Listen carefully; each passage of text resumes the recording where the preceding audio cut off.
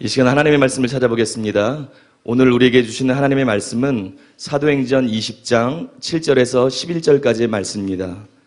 신약성경 사도행전 20장 7절에서 11절까지의 말씀입니다.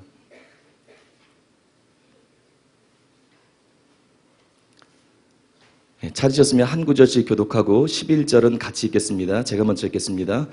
그 주간의 첫날에 우리가 떡을 떼려 하여 모였더니 바울이 이튿날 떠나고자 하여 그들에게 강론할새 말을 밤중까지 계속하며 유두고로 하는 청년이 창에 걸터 앉아있다가 깊이 졸더니 바울이 강론하기를 더 오래 하며 졸음을 이기지 못하여 3층에서 떨어지거늘 일으켜보니 죽었는지라.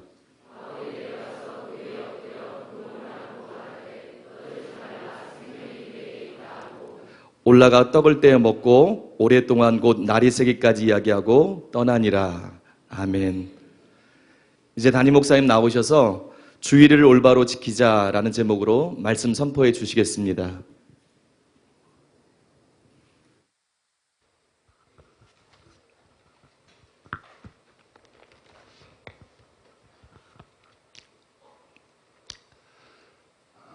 우리 이 시간에 기도할 때 북한이 무너지도록 기도해야 되겠습니다. 북한이 무너지도록 기도하고, 제가 지난주에 성경을 읽다 보니까 바리새인에 대해서 예수께서 하신 말씀이 공의와 하나님께 대한 사랑은 버리는도다. 공의와 하나님께 대한 사랑을 버리는도다. 이게 옳으냐 그르냐는 기본적으로 공의가 있느냐 없느냐거든요. 그런데 지금 대한민국 교계는 공의가 없고 목사들과 기독교인들이, 기독교 언론들이 공의를 잃어버리고 그렇게 살아가고 있고, KBS에서 요새 보도하는 걸 봐도 공의가 없어요. 이단 사냥꾼들이 우리 교회를 대상으로 했던 것처럼 짜집기 해가지고 그 사람의 의도와 상관없이 막 부풀리고, 교회에도 공의가 없고 나라에도 공의가 없고 이 방송이나 언론도 공의가 없고, 그게 바로 바리새인들의 특징이에요. 바꿔 말해서 그게 다르게 표현하면 뱀들과 독사의 자식들의 특징입니다. 그들의 정체를 드러내는 것입니다. 올바른 사람들은, 하나님을 제대로 믿는 사람들은 절대적으로 공의롭습니다. 통합 목사님이, 제가 가까이 지나는 통합 목사님이 저를 가까이서 지켜보고 하는 말이, 목사님은 보니까 굉장히 공의롭다. 교역자 인사이동이나 또는 교회 일 결정하는 거나 사람들 어떤 일을 결정하는 걸 보면 절대로 사람 눈치 보는 일이 없이 너무 공의로워서 놀랬다. 어떤 것에도 휘둘리지 않는다. 여러분, 당연한 것입니다. 그 이상한 것이 아니고 당연한 것이에요. 공의로워야 되고, 그 다음에 하나님께 대한 사랑이 있어야 되고. 어떤 사람들은 하나님께 대한 사랑을 말하는데 공의가 없어요. 그거는 비정상적인 거예요. 하이드 베이커 같은 분들 굉장히 훌륭하지만 하나님께 대한 사랑을 갖고 있고 귀한 하나님의 사람이지만 공의하고는 상관이 없어요. 그거는 굴절된 사랑이에요. 가짜는 아니지만 진실한 하나님의 사람이지만, 그러나 제대로 된 거는 아니에요. 바리새인의 특징에 대해서 말하면서 다른 건 다 열심히 잘하지만 공의가 없다. 그리고 하나님께 대한 사랑이 없다. 나는 성경을 읽으면서 이것이 바로 한국 교회의 특징이 아닌가. 공의가 없고 그 다음에 하나님께 대한 사랑이 없는 것. 정말 하나님을 사랑하면 내 양을 먹이라 말씀한 대로 교회를 자기 것으로 생각할 수가 없고, 개교의 이기주의에 빠질 수가 없고, 교회가 교회를 서로 공격할 수가 없고, 거짓말로 목사를 이단으로 모는 일은 불가능할 텐데, 하나님을 사랑하는 게 아니라 자기를 사랑하고 교회를 목사들이 자기 왕국으로 만들기 때문에 어느 교회가 부흥하면 같이 기뻐하는 것이 아니라 시기하고 질투하고, 어느 교회에서 역사가 일어나면 같이 기뻐하고 즐거워하는 것이 아니라 배우려고 그러는 것이 아니라 이단으로 몰라 그러고, 성도가 옮기면 나는 왜 부족해서 성도가 빠져나가나, 저 교회는 무슨 장점이 있길래 성도들이 저렇게 모이나, 배우려고 그러는 것이 아니라 자기가 부족해서 성도들이 떠나는 걸 갖다가 부흥하는 교회들을 이단으로 몰아온 것이 한두 번 있었던 일이 아니고 한국교회가 지속적으로 해왔던 일이에요. 공의가 없다. 하나님께 대한 사랑이 없다. 여러분, 우리도 자기를 살펴볼 때 나는 정말 공의로운가? 공의롭다는 것은 옳다는 거예요. 나는 정말 옳은가? 응? 옳은 일을 행하고 있는가? 그리고 옳은 일만 행한다고 다 바른 건 아니거든. 그게 율법주의가 될 수도 있는 거거든요. 나는 정말 하나님을 사랑하는가? 예수님의 그 지적이 굉장히 마음에 와닿더라고요. 공의와 하나님께 대한 사랑은 버리는도다. 공의와 하나님께 대한 사랑은 버리는도다. 주님, 한국 교회 안에서 공의와 하나님께 대한 사랑이 회복되게 해 주시옵소서. 또 언론과 이 나라 국민들 속에서도 공의가 회복되게 해 주시옵소서. 그리고 우리들 안에서도 공의와 하나님께 대한 사랑이 충만케 하여 주시옵소서. 북한은 무너지게 하시고, 한국교회는 개혁되게 하시고, 커미든교회는 부흥되게 하시고, 이 땅에 부흥이 일어나서 수많은 영혼들이 살아나는 역사가 일어나게 해 주시옵소서. 통성으로 기도하겠습니다. 자비로우시고 거룩하신 아버지 하나님, 아버지 하나님의 사랑과 그들을 생각할 때 감사드리고 찬송드리고 찬양드립니다. 자비하신 아버지 하나님, 북한을 위해서 기도합니다. 북한이 속히 붕괴되기를 원합니다. 북한이 속히 무너지게 되기를 원합니다. 교회를 탄압하고 국민들을 돌보지 않고 아버지께서 국민들을 탄압하는 그런 나라가 존재할 이유가 없습니다. 그런 나라를 햇볕 정책을 통해서 살릴 이유가 없습니다. 그것은 사람이 해서는 안 되는 일입니다. 그것은 악입니다. 그것은 간접 살인입니다. 아버지 하나님이시여, 북한이 속히 무너지게 하여 주시옵소서. 북한이 속히 무너지게 해 주시옵소서. 친북 좌파, 종북 좌파에게 표를 주는 것은 지역을 살아가는 것이 아닙니다. 살인행위에 동참하는 것입니다. 범죄행위에 동참하는 것입니다. 인륜을 저버리는 것입니다. 자비로우시고 거룩하신 아버지 하나님, 이 나라 국민들의 눈이 열리게 하시고 젊은 세대들이 정교제의 미혹에서 벗어나게 하시고 자비로우시고 거룩하신 아버지 하나님, 정신 차리게 하여 주시옵소서. 북한이 속히 무너지게 해 주시옵소서. 북한이 속히 무너지게 해 주시옵소서. 대통령을 붙잡아 주시옵소서. 또한 차기 대선을 기억하여 주시옵소서. 인물들이 없습니다. 인자가 없습니다. 자비로우시고 거룩하신 주님, 인물을 일으켜 주시옵소서. 숨겨진 인물을 일으켜 주시옵소서. 인재를 일으켜 주시옵소서. 정복 좌파 3인방을 뛰어넘을 수 있는 아버지 하나님이여, 인재를 일으켜 주시옵소서. 인물을 일으켜 주시옵소서. 주님, 이 나라의 올바른 지도자가 세워지게 해 주시옵소서. 더 이상 아버지 하나님이여, 정복 좌파에게 정권이 넘어가는 일이 없게 하여 주시옵소서. 주님, 이 나라를 지켜주시고 함께하여 주시옵소서. 기독교인들이 정신 차리게 하시고 목사와 교회들이 정신 차리게 하소서. 아버지 하나님이여, 공산주의를 대놓고 지지를 하고 아버지 하나님이여, 또한 극악한 범죄인 동성애를 옹호하는 그런 정치인들을 무엇 때문에 지지하는 것입니까? 신앙을 가지고 어떻게 그런 사람들을 지지할 수 있습니까? 목사들부터 정신 차리게 해주시옵소서. 교회들이 정신 차리게 해주시옵소서. 기독교인들이 정신 차리게 해주시옵소서. 이성과 양심을 회복하게 해주시옵소서. 더 이상 아버지 하나님이여, 공산주의를 음으로 양으로 돕고 그리고 동성애를 지지하는, 그리고 기독교를 개독교라는 이름으로 만들어버린, 기독교를 못 잡아먹어서 안달인 아버지의 정복 좌파를 지지하지 않게 해주시옵소서. 그것이 하나님의 나라를 해하는 것임을 왜 목사들이 모른다는 말입니까? 왜 신자들이 모른다는 말입니까? 너희는 먼저 하나님의 나라와 하나님의 의를 구하라 그랬습니다. 내 고향 내 지역보다도 중요한 것이 하나님의 나라입니다. 자기 지역이 하나님 나라보다 중요할 수 없습니다. 정말 제대로 된 목사인지 정말 제대로 된 신자인지 의심이 가고 탄식하지 않을 수 없는 일입니다. 정신 차리게 해주시옵소서. 깨어나게 해주시옵소서. 극단적인 이기주의가 이 나라는 이런 짙은 미혹 가운데 빠지게 만들었습니다.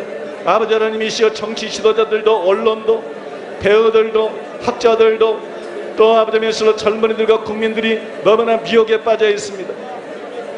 이성을 회복하고 양심을 회복하고 아버지며 공정하게 생각해보게 하여 주시옵소서.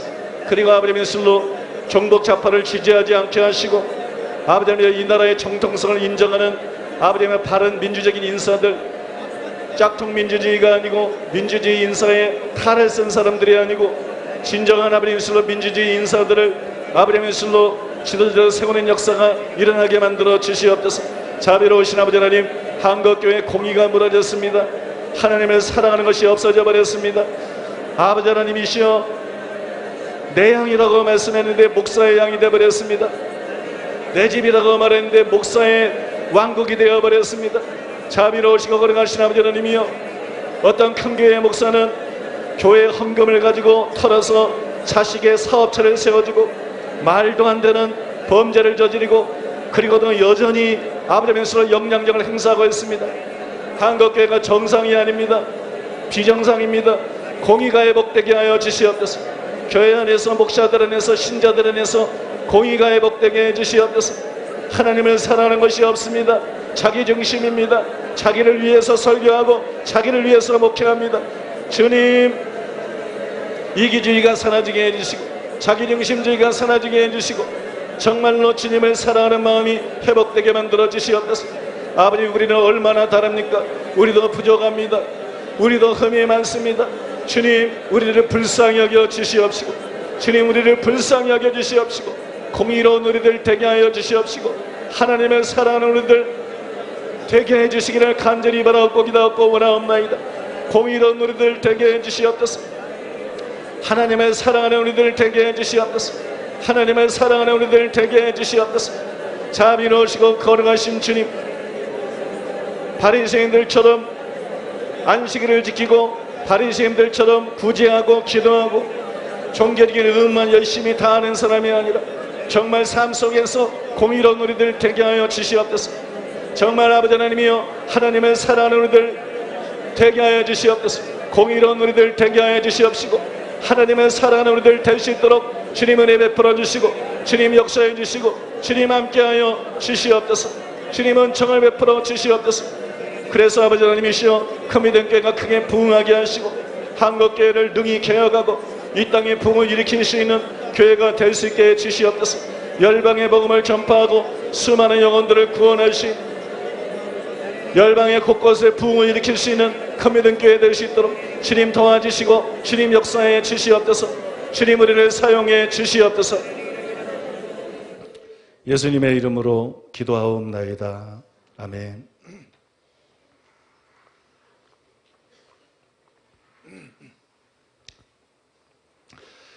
주일에 관해서 시리즈 설교를 계속 하고 있는데 오늘 주일에 대해서 마지막 시간이 되었습니다. 오늘은 마지막으로 주일을 구체적으로 어떻게 지켜야 하는가, 이 문제에 대해서 말씀 나누기를 원합니다. 우리는 가장 민감한 주일날 해도 되는 일은 무엇인가, 이것에 관해서 지난 시간에 알아보았습니다. 이제는 주일날 하지 말아야 될 것을 포함해서 주일날 무엇을 해야 되는가, 우리는 주일을 어떻게 지켜야 되고 어떻게 보내야 되는가, 이 문제에 대해서 말씀드리기를 원합니다. 우리가 이것을 알려면 안식일과 주일이 어떤 관계인지 알아야 됩니다. 구약의 유대인들은 제7일을 안식일로 지키면서 그날 아무 일도 하지 않았습니다. 우리는 이 안식일을 어떻게 이해해야 될까요? 이 안식은, 안식일에서 요구했던 안식은 우리가 주일을 지키는 것과 어떤 관련이 있을까요? 먼저 구약의 안식일은 폐해졌습니다. 예수님이 구약의 안식일을 성취하셨습니다. 그래서 안식일을 지킬 필요가 없어졌어요. 그리고 이동원 목사님이 많은 그리스도인들이 토요일 안식일이 주일 안식일로 날만 바뀐 것이다, 이렇게 주장하고 있으나 이런 주장은 성경적 근거도 없을 뿐더러 설득력도 없다, 이렇게 잘 지적한 것처럼 여러분, 주일을 안식일처럼 지킬 필요가 없어졌습니다. 우리가 주일을 지켜야 되는데 주일을 안식일처럼 지켜야 되는 것은 아닙니다. 하지만 예수님의 안식일 성취는 다른 율법의 경우와 마찬가지로 연속성과 불연속성 두 가지가 특징이 있습니다. 연속성과 불연속성. 안식일과 주일 사이에는 불연속성이 있어요. 안식일에는 해당이 되지만 주일에는 해당되지 않는 것이 있습니다. 그 다음에 연속성이 있어요. 안식일에도 해당되고 주일에도 그 특성이 이어내려오는 그런 것들이 있습니다. 이 두 가지 요소가 있다는 것을 간과하면 안 됩니다. 무슨 말이냐 그러면 안식일이 폐해졌다, 안식일을 지킬 필요가 없다, 안식일의 규정들은 무효다, 우리가 주일을 안식일처럼 지킬 필요가 없다, 이런 대전제가 있는데 이게 전부는 아니라는 것이에요. 이것은 불연속성을 강조한 것이고 또 연속성도 있다는 것이에요. 불연속성뿐만이 아니라 연속성에 대해서 제대로 알아야만 우리가 주의를 지킬 때 어떻게 지켜야 되는지 정확한 답을 얻을 수가 있는 것입니다. 이에 대해서 폴 주이트는 이렇게 쓰고 있습니다. 구약 안식일의 안식에 나타난 예표적 진리는 그리스도 안에서 실체가 되었다. 수고하고 무거운 짐진 자들아 다 내게로 오라. 내가 너희를 쉬게 하리라고 말씀하신 분은 바로 예수님이었다. 나사렛 회당에 들어간 예수님은 이사야서에서 안식년에 대한 한 구절을 선택하셨는데 그분은 이때 그들 가운데 자신이 나타남으로 그 말씀이 이루어졌다고 선언하셨다. 이 글이 오늘 너희 귀에 응하였느니라. 초기 교부들이 강조한 것은 그리스도 안에서 보게 된 안식일의 안식에 대한 이 같은 완성이었다. 그리스도께서 자기 백성들에게 안식을 주심으로써 안식일을 완성하셨기 때문에 기독교인들은 더 이상 의무적인 안식일을 지킬 이유가 없다. 그러나 기독교인들은 여전히 7일 중 하루를 주의 날로 지키고 있고 따라서 그리스도 안에서 얻을 안식일의 완성은 아직 미래의 소망으로 되어 있다. 이것이 히브리서 저자가 택한 안식일 신학적 요소다. 같은 책에서 그는 좀 더 자세하게 이렇게 썼습니다.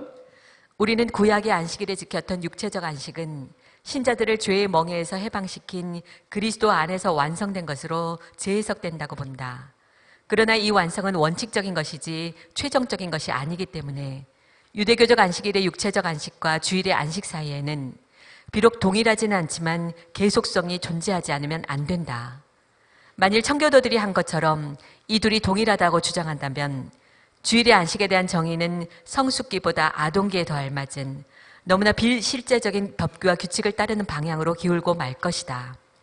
최악의 경우에는 그와 같은 방법은 베드로가 말한 매지 못할 멍에와 바울이 말한 죽이는 율법 조문이 될 것이다. 그러나 만일 우리가 그 계속성을 모두 부인한다면 주일의 참 의미를 파괴하고 말 것이다. 왜냐하면 그때는 우리가 우리 자신의 일에 소망을 두지 않고 그리스도 안에서 얻은 선택의 은혜에 소망을 둔다는 징표인 우리 일에 휴식이 없을 것이기 때문이다. 이상의 양극단 사이에서 기독교인은 주일을 바로 지키기 위한 하나님의 뜻을 찾지 않으면 안 된다. 쉽게 말씀드리면 아까 안식이라고 주일 사이에는 불연속성이 있고 연속성이 있다고 그랬잖아요. 그 불연속성 여기에만 초점을 맞추게 되면 먼저 연속성에만 초점을 맞추게 되면 그런 사람들이 청교도들이에요. 그래서 안식일을 지키는 것처럼 주일을 지켜야 된다.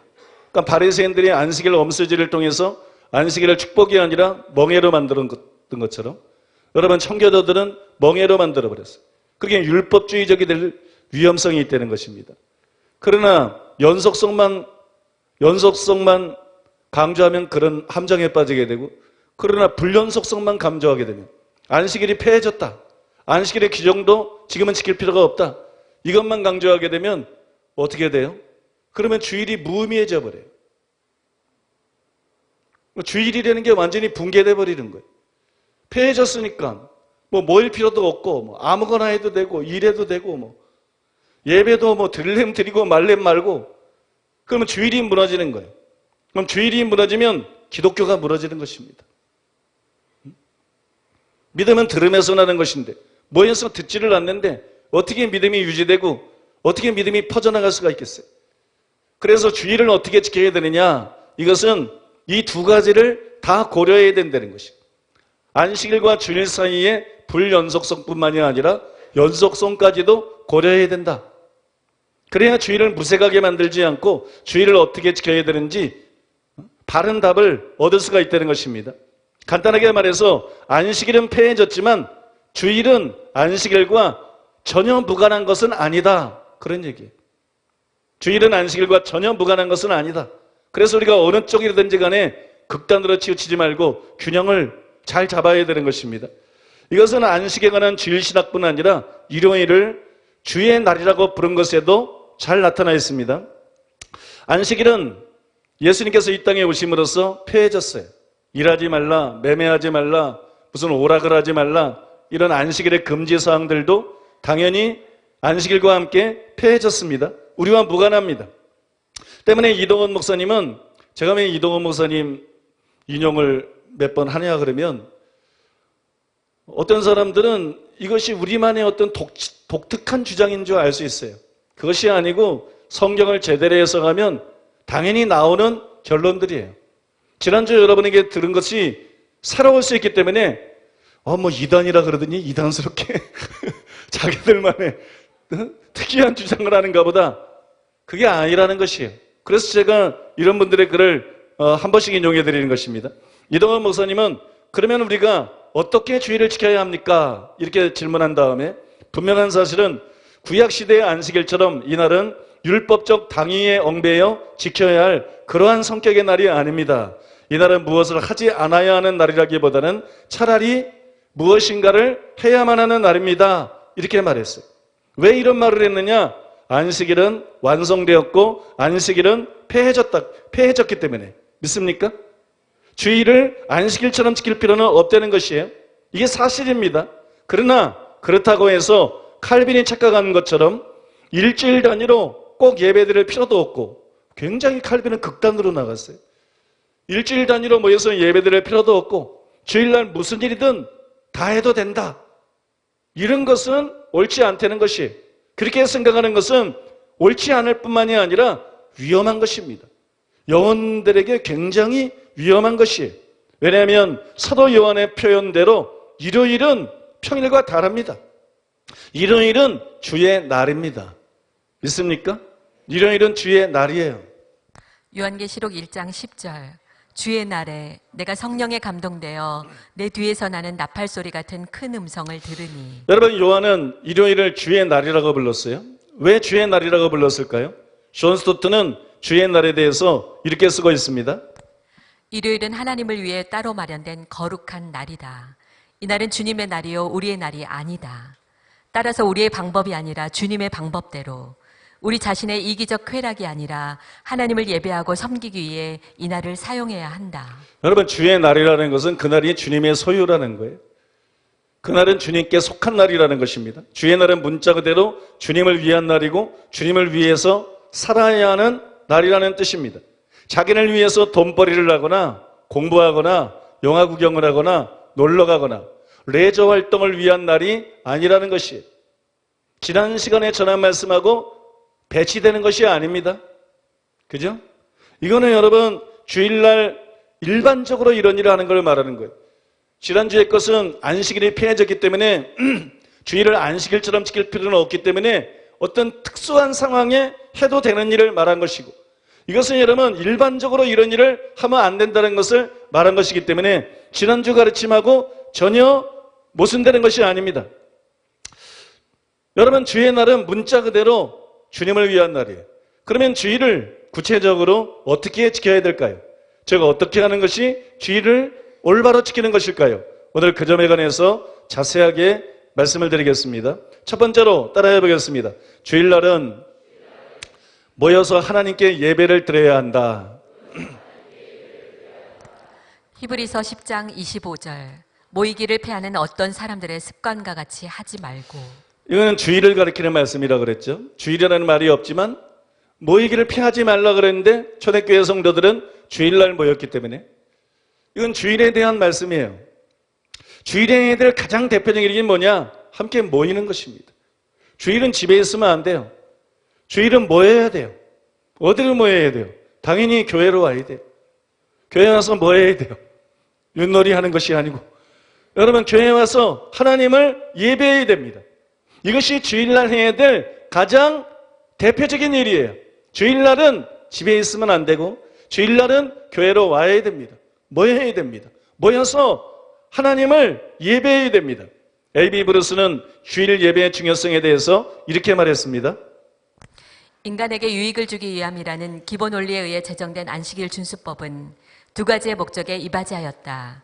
하나는 육신의 안식이요 다른 하나는 영혼의 쉼을 위한 예배였다. 우리는 우리의 마음을 들여 살아계신 하나님을 예배해야 한다. 이것들은 모두 인간의 참된 행복에 절실한 것이다. 그 다음에 존 스토트는 주일 예배의 중요성에 대해서 이렇게 썼습니다. 유대인의 안식일과 그리스도인의 주일은 신성한 제도다. 7일 중에서 하루를 떼어놓는 것은 단순히 인간이 정해놓은 것도 사회적인 편의도 아니다. 그것은 하나님의 계획이다. 하나님께서 인간을 위해 안식일을 만드셨다고 예수님께서는 강조하셨다. 또한 안식일을 만드신 하나님께서 인간도 만드셨기 때문에 안식일이 인간의 필요에 맞게 하셨다. 인간의 몸과 마음은 휴식이 필요하다. 그리고 인간의 영은 예배 기회를 필요로 한다. 따라서 안식일은 휴식의 날이며 동시에 예배의 날이다. 그리고 폴 주이트는 주일 성수의 중요성에 대해서, 주일 예배의 중요성에 대해서 이렇게 말했습니다. 이날에 하나님의 백성과 함께 모이는 자만이 그날을 올바르게 지키는 자이다. 주일의 안식은 우리의 일을 옆으로 밀쳐놓음으로써 뿐만 아니라 예배를 위해 하나님의 백성과 함께 모이는 데서 그 실질적인 표현을 발견하게 된다. 우리의 안식은 공허, 즉 아무 일도 하지 않는 것으로 표현되는 것이 아니라 신자들끼리의 친교와 살아나신 그리스도와의 친교를 가지기 위해 같이 모이는 데서 표현된다. 주일은 개인의 날이 아니다. 그날은 교회에 속한 날이다. 우리가 첫 부활절 밤에 모인 제자들의 첫 집회를 생각하든지 성령의 강림과 첫 기독교인의 설교가 있던 오순절에 다락방에서 계속 모인 집회를 생각하든지 간에 교회는 주일의 집회와 함께 탄생했음을 본다. 그와 같은 집회 없이는 교회가 살아남을 수가 없고 또 교회 없이 그리스도인이 살아남을 수도 없다. 이날에 하나님의 백성과 함께 모이는 자만이 그날을 올바르게 지키는 자이다. 주일날은 반드시 모여야 됩니다. 모여서 하나님을 예배해야 됩니다. 그렇지 않으면 주일을 바르게 지킨 것이 아니에요. 여러분, 주일날 모여서 하나님을 예배하는 사람만이 주일을 바르게 지킨 것입니다. 우리는 주일날 한 자리에 모여서 예배해야 됩니다. 그런데 이 예배를 드릴 때 두 가지를 주의해야 됩니다. 하나는 종교적인 엄숙한 예배가 아니라 신령과 진정으로 예배를 드려야 됩니다. 폴 주이트는 종교적인 예배에 대해서 이렇게 경고했습니다. 기쁨으로 이날을 지키는 자만이 올바르게 주일을 지키는 자이다. 주일의 안식은 축제일에 속하는 날의 즐거운 안식이다. 그것은 제자들이 주께서 살아나셨다는 것을 확신하게 되었을 때 가졌던 본래의 기쁨으로 돌아가는 기쁨이다.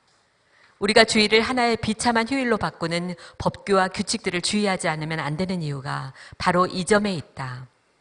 차머스는 아주 엄숙하게 말하기를 어린 시절의 장난이나 신선한 공기나 정원의 아름다움까지 금하라고 한다. 의심할 것도 없이 많은 청교도인들은 악기로 성가를 연주하는 것도 금하고 교회 가는 것을 제외하고는 산보도 못하게 하는 데서 오는 사소한 양심의 가책으로 그들이 가졌던 고상한 안식일의 비전을 망쳐놓았던 것이다.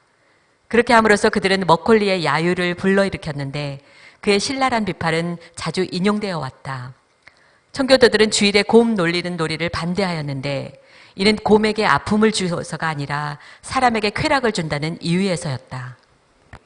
여러분, 오늘날도 보면 주일 예배를 드릴 때 악기 사용을 금하는 교회들이 있어요. 피아노는 괜찮은데 뭐 드럼은 안 된다.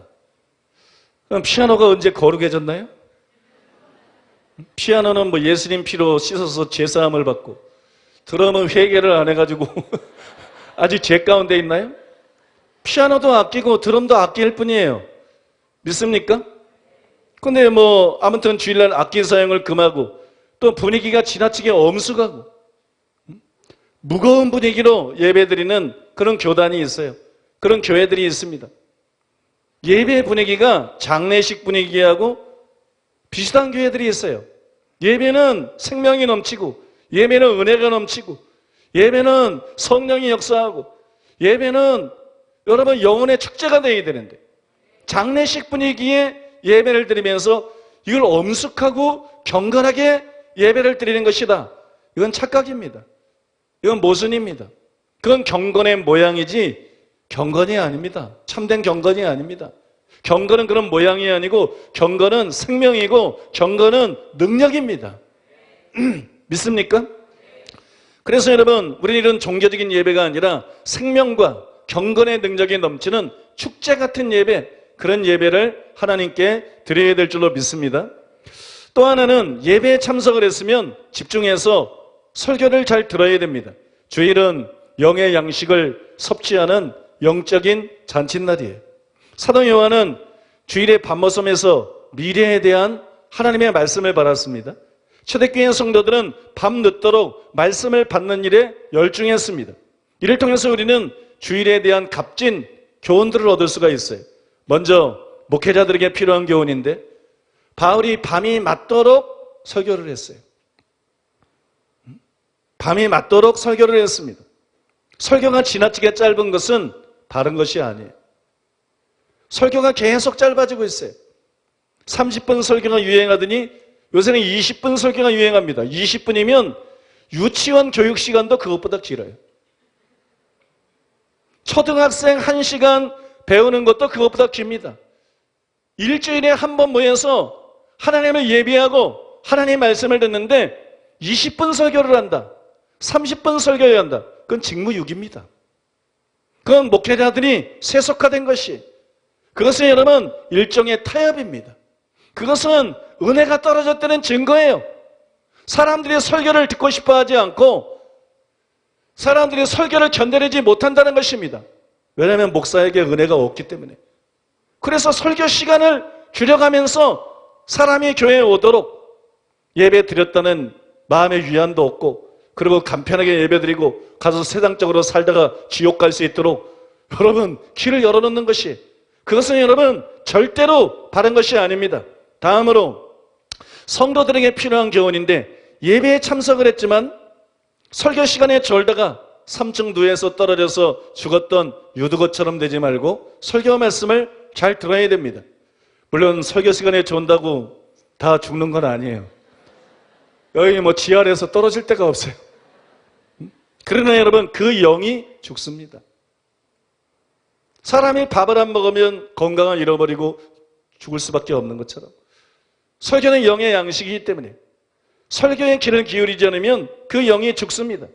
예배에 참석한다고 저절로 믿음이 생기지 않습니다. 예배에 참석한다고 저절로 믿음이 자라지 않습니다. 믿음은 들음에서 나며 들음은 그리스도의 말씀으로 말미암습니다. 로마서 10장 17절 말씀 여러분 잘 아시죠? 그러므로 믿음은 들음에서 나며 들음은 그리스도의 말씀으로 말미암느니라. 왜 똑같이 교회 다니는데 어떤 사람은 참된 믿음을 갖고 구원을 받는데 어떤 사람은 명목상의 신자로 있다가 지옥에 가는가? 왜 어떤 사람은 똑같이 교회에 나와서 설교를 듣는데 은혜를 받고 믿음이 자라는데 어떤 사람은 변화되지 않고 항상 그대로인가? 그것은 여러분 설교를 듣는 자세에 달려있는 것이에요. 설교를 옥토박 같은 마음을 가지고 집중해서 잘 들어야 그 말씀대로 살 수 있는 변화가 일어나는 것입니다. 그에게 믿음이 생기고 또 그의 믿음이 자라게 되는 것이, 여러분 하나님의 말씀을 절대로 놓치지 말고 잘 듣는 여러분 되시기를 바랍니다. 그래서 참된 신자가 다 되시기를 바랍니다. 성숙한 신자가 다 되시기를 바랍니다. 두 번째로 따라해 보겠습니다. 주일날은 하나님께 정성스러운 예물을 드려야 한다. 예수님은 이런 말씀을 했습니다. 사람이 하나님과 재물 두 가지를 동시에 섬기는 것은 불가능하다. 겸하여 섬길 수가 없다. 그렇게 말했어요. 주머니가 회개하지 않은 사람은 진짜 회개한 사람이 아니다. 많이 들어보셨죠? 주머니가 회개하지 않은 사람은 진짜로 회개한 사람이 아니다. 저는 그런 사람을 믿지 않습니다. 제 목회 경험을 통해서 말만 앞세우고 실제로 교회에 건축을 한다든지 헌금이 필요할 때 반응하지 않는 사람, 이런 사람들은 전혀 믿을 수 없다는 것을 알았어요. 주머니가 회개한 사람이 진짜로 회개한 사람이에요. 회개는 마음이 바뀌는 거예요. 마음이 바뀌는 거. 그런데 재물이 있는 것에 마음이 있어요. 그 마음이 바뀌면 돈을 쓰는 용도가 바뀌게 되어 있어요. 사람은 돈을 마음이 없는 곳에는 절대로 쓰지 않습니다. 사람은 돈을 마음이 있는 곳에 씁니다. 믿습니까? 총각 때에는 열심히 돈 벌어서 부모님도 섬기고 자기 마음대로 씁니다. 그 어느 여자를 보고 마음을 빼앗겨 버립니다. 그 다음에 결혼을 합니다. 그러면 월급 봉투를 통째로 갖다가 매달 바치면서 평생을 살아가도 분소리하지 않습니다. 돈은 여러분 절대로 마음이 있는 대로 가는 거예요. 여러분들이 마음에 별로 중요한 사람, 중요하지 않은 사람을 만나서 식사하면 짜장면을 먹습니다. 좀 더 중요한 사람을 만나면 짬뽕도 시킵니다. 탕수육도 시킵니다. 정말 중요한 사람을 만나면 더 좋은 그런 음식점으로 가는 거예요. 돈은 반드시 마음이 흐르는 대로 흐르게 돼 있어요.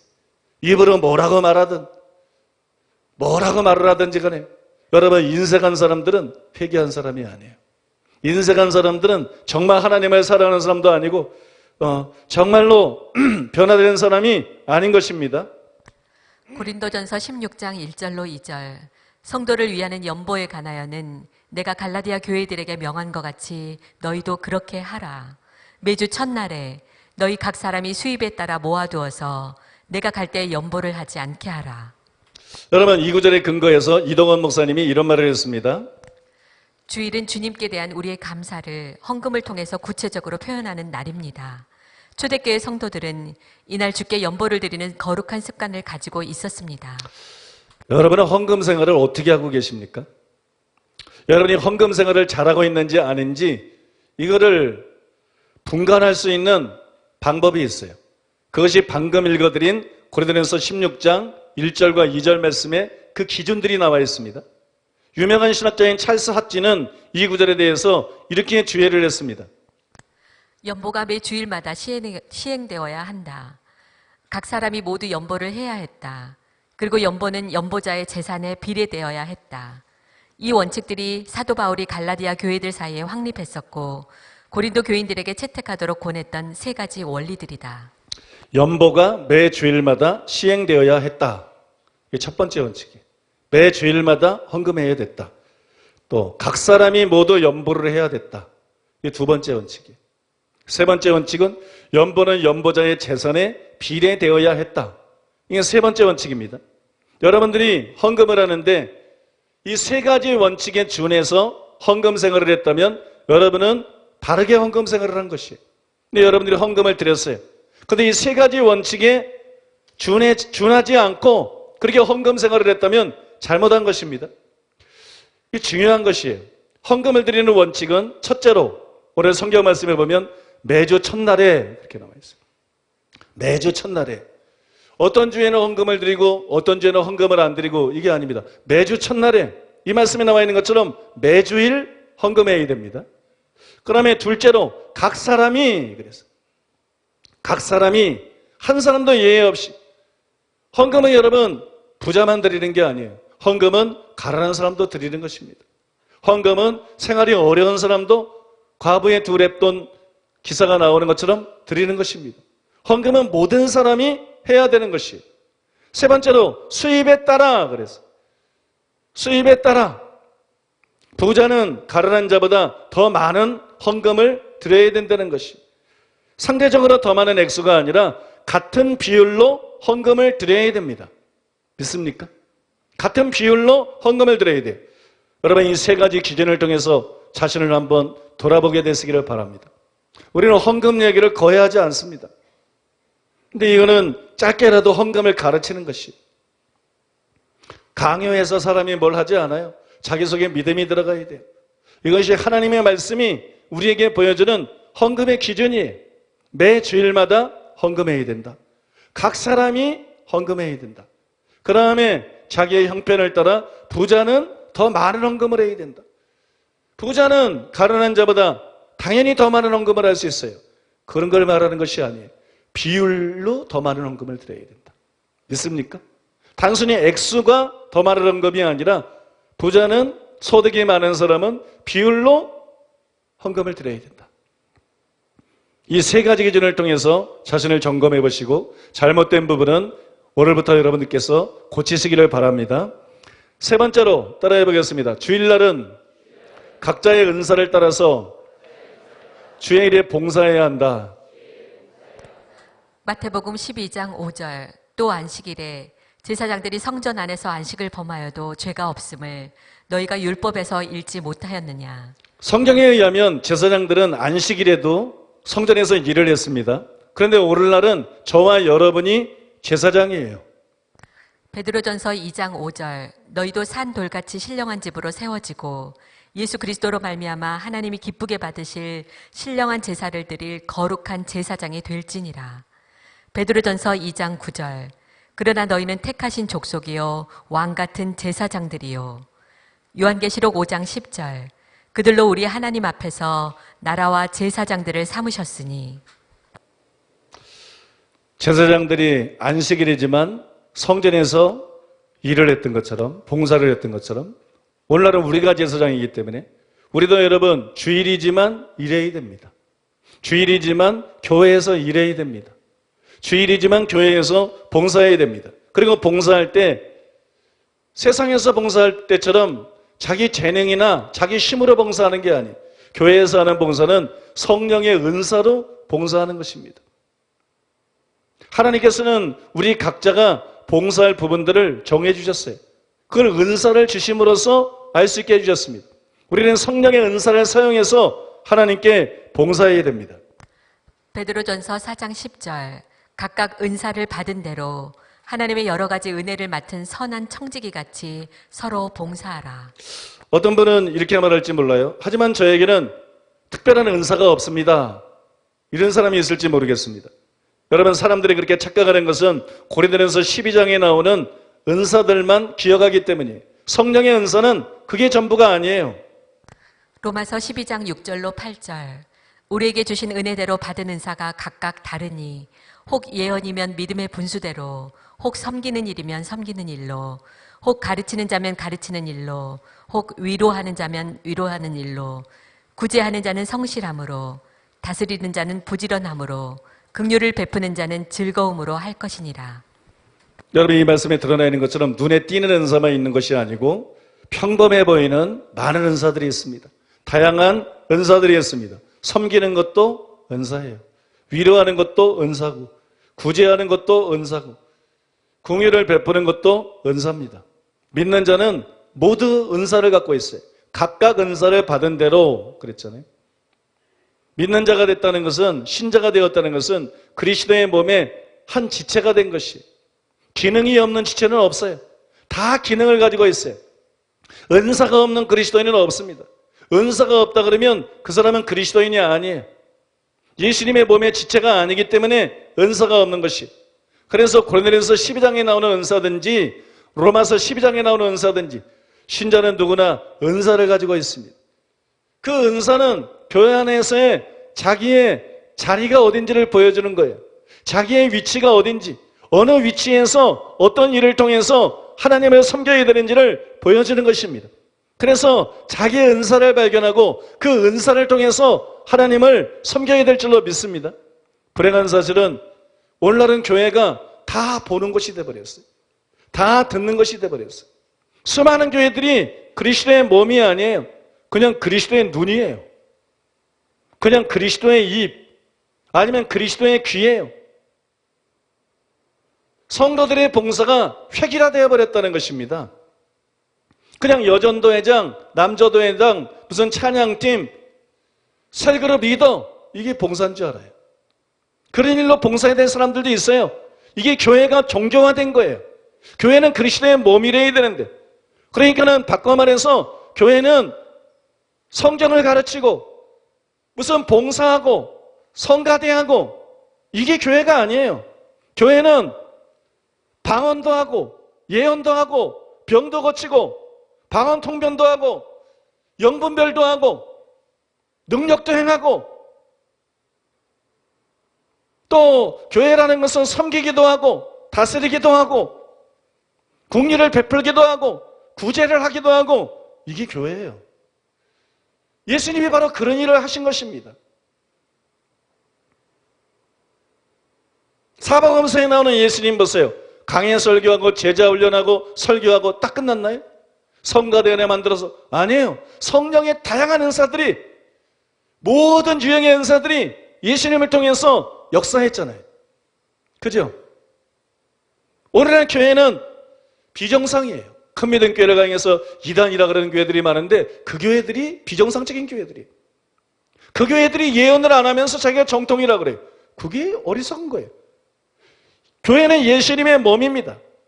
예수님의 몸인 교회는 다양한 지체가 있습니다. 그 다양한 지체들은 성령 계시는 은사를 통해서 그 기능을 역할합니다. 교회다운 교회는 고린도전서 12장에 나오는 성령의 9가지 은사가 다 역사하는 교회예요. 영락교회가 정상이 아닙니다. 절대로 착각하시면 안 돼요. 그건 유명한 교회일 뿐이지. 사랑의 교회가 정통이 아니에요. 절대 예수님의 이름을 말하지만 정통이 아닙니다. 명성교회가 정통이 아니에요. 수영로 교회가 정통이 아닙니다. 지구촌 교회가 정통이 아닙니다. 성령의 모든 행사가 역사하는 교회가 진짜 정통입니다. 상식적인 얘기잖아. 상식적인 얘기. 고린도전서 12장에서 바울이 성령의 9가지 은사를 말하면서 그리스도의 몸과 지체들에 대해서 말을 하잖아요. 그 이유가 거기에 있는 것이, 은사는 하나님이 주시는 거예요. 내가 원한다고 가지시는 것도 아니고 내가 싫다고 뿌리치는 것이 아니에요. 은사는 하나님의 뜻이에요. 왜 그걸 모르죠? 왜 성경을 가르치는 것만 하나님의 뜻이라고 생각하지? 방언하는 게 하나님 뜻입니다. 방언 통배라는 게 하나님의 뜻입니다. 예언하는 게 하나님의 뜻입니다. 병 고치는 게 하나님 뜻입니다. 능력을 행하는 것이 하나님의 뜻입니다. 지혜의 말씀의 은사, 지식의 말씀의 은사를 사용하는 것이 하나님의 뜻입니다. 그럼 영락교회는 하나님 뜻에서 벗어난 거예요. 이런 하나님의 뜻에서. 명성교회, 사랑의 교회, 온누리교회, 지구촌교회, 다 불러봐 한번. 하나님 뜻에서 벗어난 거예요. 원래 하나님이 의도하시는 교회의 모습은 그런 모습이 아니에요. 원래 하나님께서 의도하시는 교회의 모습은 목사들이 점잖게 설교하고 파이프 오르간 틀어놓고 성가대들이 가운 입고 찬양하고 여전도회가 굴러가고 남전도회, 이게 아니에요. 이거는 종교의 모습 아닙니까? 이건 종교의 모습이지. 그 사람들이 가짜다 그런 말은 아니고 그 사람들이 성경의 기준에 못 미친다 그 얘기를 하고 있는 거예요. 한국교회가 성경의 기준에 못 미친다. 이제는 우리는 성경을 따라가야 된다. 그걸 여러분들에게 말씀드리는 것이, 여러분 이 말씀이 즉흥적으로 드리는 것이지만 얼마나 성경적이고 얼마나 중요한 얘기인지 몰라요. 교회는 예수님의 몸이다. 에베소 2장에 나오죠. 1장에. 교회는 예수님의 몸이다. 성도들은 예수님의 몸의 각 지체들이다. 고린도전서 10장에 나오죠. 그 각 지체들에게 지체들마다 기능이 있는데 그 기능을 하라고 주신 것이 성령의 은사다. 고린도전서 12장에 나옵니다. 그게 성령의 은사다. 그러니까는 교회는 예수님의 몸이니까 교회가 해야 될 일은 뭐냐? 모든 지체들이 몸이 눈은 봐야 되고 코는 숨 쉬어야 되고 귀는 들어야 되고 입은 말할 수 있어야 되고 모든 지체들이 기능을 해야 되는 거죠. 근데 그 하나님께서 성도들을 몸된 교회 각 지체의 부분으로 부르시고 그 기능을 하라고 성령의 9가지 은사를 주시고 또 로마서 12장에 나오는 그런 성령의 다양한 은사를 주셨을 때 그 모든 은사가 교회 안에서 역사해야 그 교회가 정상적인 교회인 것입니다. 믿습니까? 제자 훈련한다고 정통이다. 이 착각이라고. 그건 사람들이 만들어낸 어떤 생각에 빠져든 거예요. 제자 훈련하고 강해 설교하면 건전한 게 그게 뭐가 건전합니까? 성경 가르치는 거 당연한 거지. 교회에서 설교하는 거 당연한 것이지. 성경 공부하는 거 당연한 것이지. 진짜 건전한 것은 성령 충만해서 성령의 모든 은사들이 역사하는 교회. 믿습니까? 그래서 예수님이 말한 대로 나를 믿는 자는 나의 하는 일을 저도 할 것이요 이보다 큰 것도 하리니 말한 것처럼 강의 설교나 하고 제자 훈련이 나오고 성가단에 하고 여전도에 나오고 남전도에 나오고 아버지 학교 나오고 이게 무슨 정통이야? 이건 가짜 정통이지. 미달된 교회들이지. 그래서 사람들이 목사들이 나보고 이단이라 그러면 넌 0.2단이다 그래. 이게 무슨 미달이들이 지 주제를 모르고 이게 정상인 줄 아냐? 너는 0.2단이다. 여러분 0.2단 교회들이 우리 교회를 2단이라 그럴 때 동요될 필요가 없어요. 사랑하는 여러분, 성령의 모든 은사가 역사하는 교회, 그게 정통이에요. 믿습니까? 그게 진짜 예수님의 몸이에요. 교회가 예수님의 몸인데 예수님의 몸이 그렇게 무능할 리가 있나? 영락교회처럼, 사랑의 교회처럼, 명성교회처럼 그렇게 무능할 리가 있나? 병도 못 고치고 귀신도 못 쫓고 예언도 못하고 연분별도 제대로 못하고 능력 행함도 없고. 여러분 무슨 교회가 이렇게 무능합니까? 예수님은 그렇게 무능한 분이 아닙니다. 믿습니까? 진짜 예수님의 몸된 교회는 예수님이 하신 일을 하게 돼 있는 거예요. 성령의 다양한 은사들의 역사함으로 말미암아 예수님이 하신 일을 하게 돼 있는 것입니다. 참 간단한 얘기지만 중요한 말씀이죠. 여러분들은 들을 기가 있으니까 이거 다 알아들을 수 있죠? 내가 뭐 영락교회 까기 위해서 이 소리 아니란 거, 한 거 아니란 거 다 아시겠죠? 한국교회 실상이 그런 것입니다. 어느 교회를 비난하기 위한 것이 아니라 유명하니까 그 교회들을 말한 것뿐이지 대부분의 교회들이 그렇잖아요. 대부분의 교회들. 사실 여러분, 너희는 세상의 소금이다 그랬는데 한국교회 이 숫자면 대한민국은 완전히 거룩한 나라가 됐어야 됩니다. 근데 정계도 팍싹 썩었어. 언론계도 팍싹 썩었어. 교육계도 팍싹 썩었어. 연예계도 팍싹 썩었어. 안 썩은 데가 없어요. 불인내가 안 나는 데가 없어요. 공의로운 데가 없어요. 왜? 교회가 교회답지를 못하니까.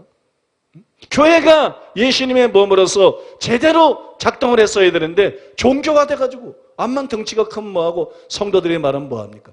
교회가 교회되어야 될 줄로 믿습니다. 교회가 교회되어야 돼요. 교회가 변하면 세상이 변한다. 그 책에 나오는 것처럼 교회가 성경에서 말한 대로 교회다워질 때 나라가 변화될 줄로 믿습니다. 정계가 변화되고 재계가 변화되고 여러분 교육계가 변화되고 법조계가 변화되고 모든 구석구석이 다 변화되게 될 줄로 믿습니다. 네 번째로 따라해 보겠습니다. 주일날은 가능하면 일을 멈추고 충분히 휴식을 취해야 한다. 주일 성수에 관한 찰스 스펄전 목사님의 극적인 간증이 있어요. 아주 놀라운 간증이 있습니다.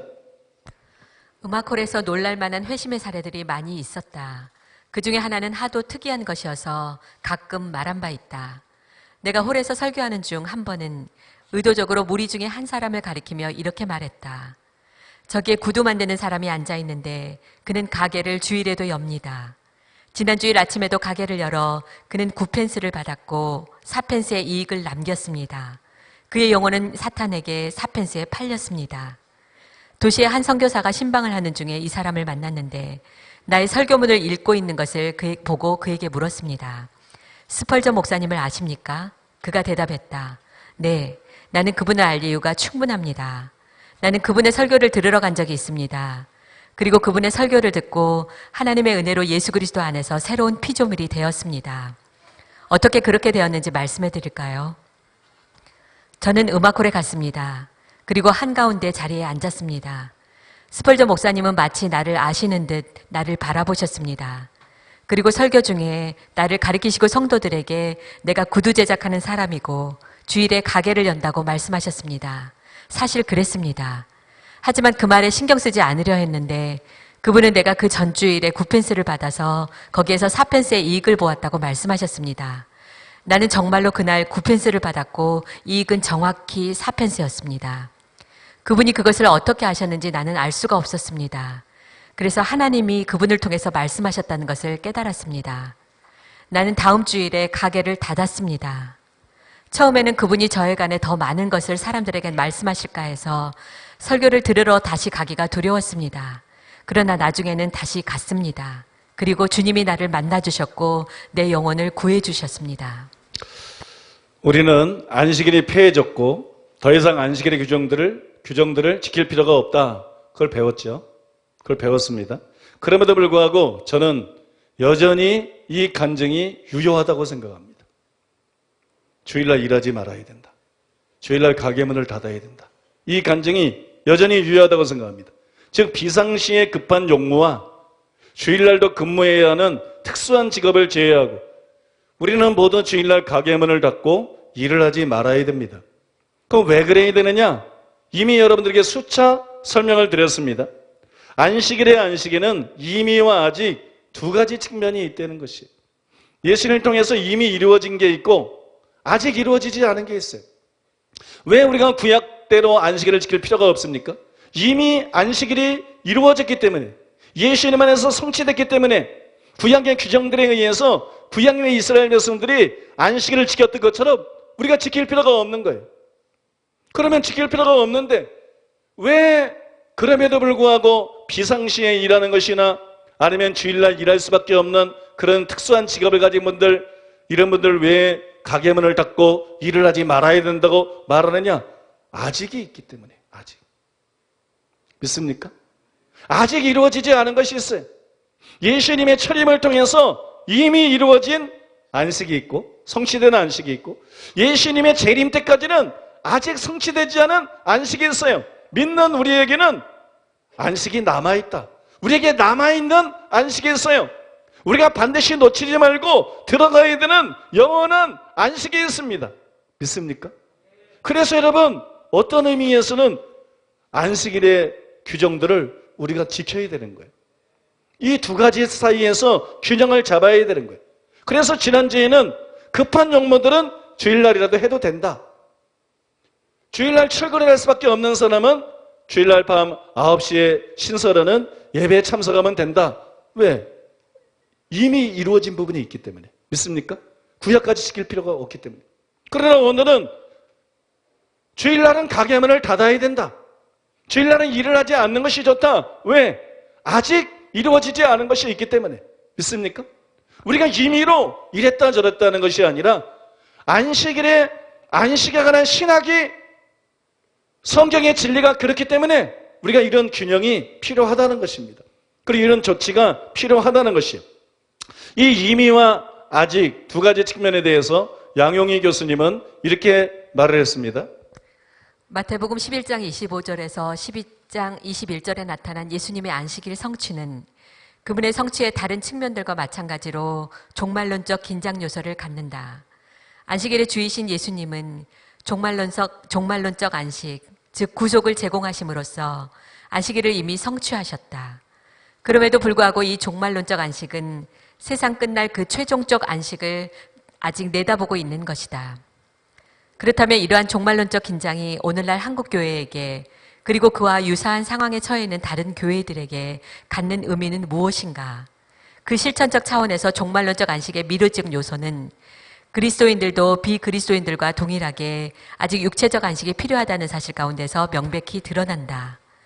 이 육체적 안식의 필요와 연관해서 창조사역 당시 하나님의 일곱째 날 안식은 모든 인류에게 영향을 끼치는 리듬, 즉 7일 중 하루를 쉼이라는 의미에서 여전히 좋은 기준을 제공해 주는 것 같다. 안식일이 폐해졌다 그래서 사람에게 안식이 필요가 없어졌느냐? 그거 아니라는 거예요. 안식일이 폐해졌지만 여전히 사람들에게는 안식이 필요하다는 것이, 쉼이 필요하다는 것입니다. 오래전에 어느 책에서 이런 이야기를 읽어보았습니다. 전기가 아직 없던 시대였는데 탄광에서 석탄을 캡니다. 그 석탄을 캘 때 노쇠를 사용했어요. 그런데 일주일에 하루는 탄광의 갱도에서 밖으로 꺼내서 노쇠를 매놓고 햇볕을 쬐게 했어요.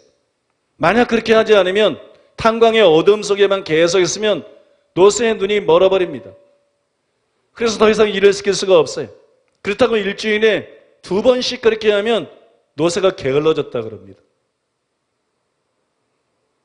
재미난 것은 이 이야기를 소개하면서 그러므로 사람은 일주일에 한 번 정도는 쉬어야 된다.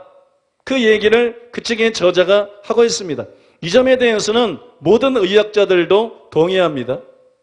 시편 139편 13절로 14절.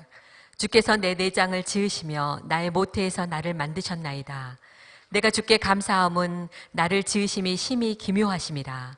주께서 하시는 일이 기이함을 내 영혼이 잘 아나이다. 사람의 몸은 신기하게 만들어졌습니다. 놀랍게 정교하게 만들어졌습니다. 사람의 몸이 놀랍게 만들어졌지만 사람의 몸은 깨지기 쉬운 질그릇이에요.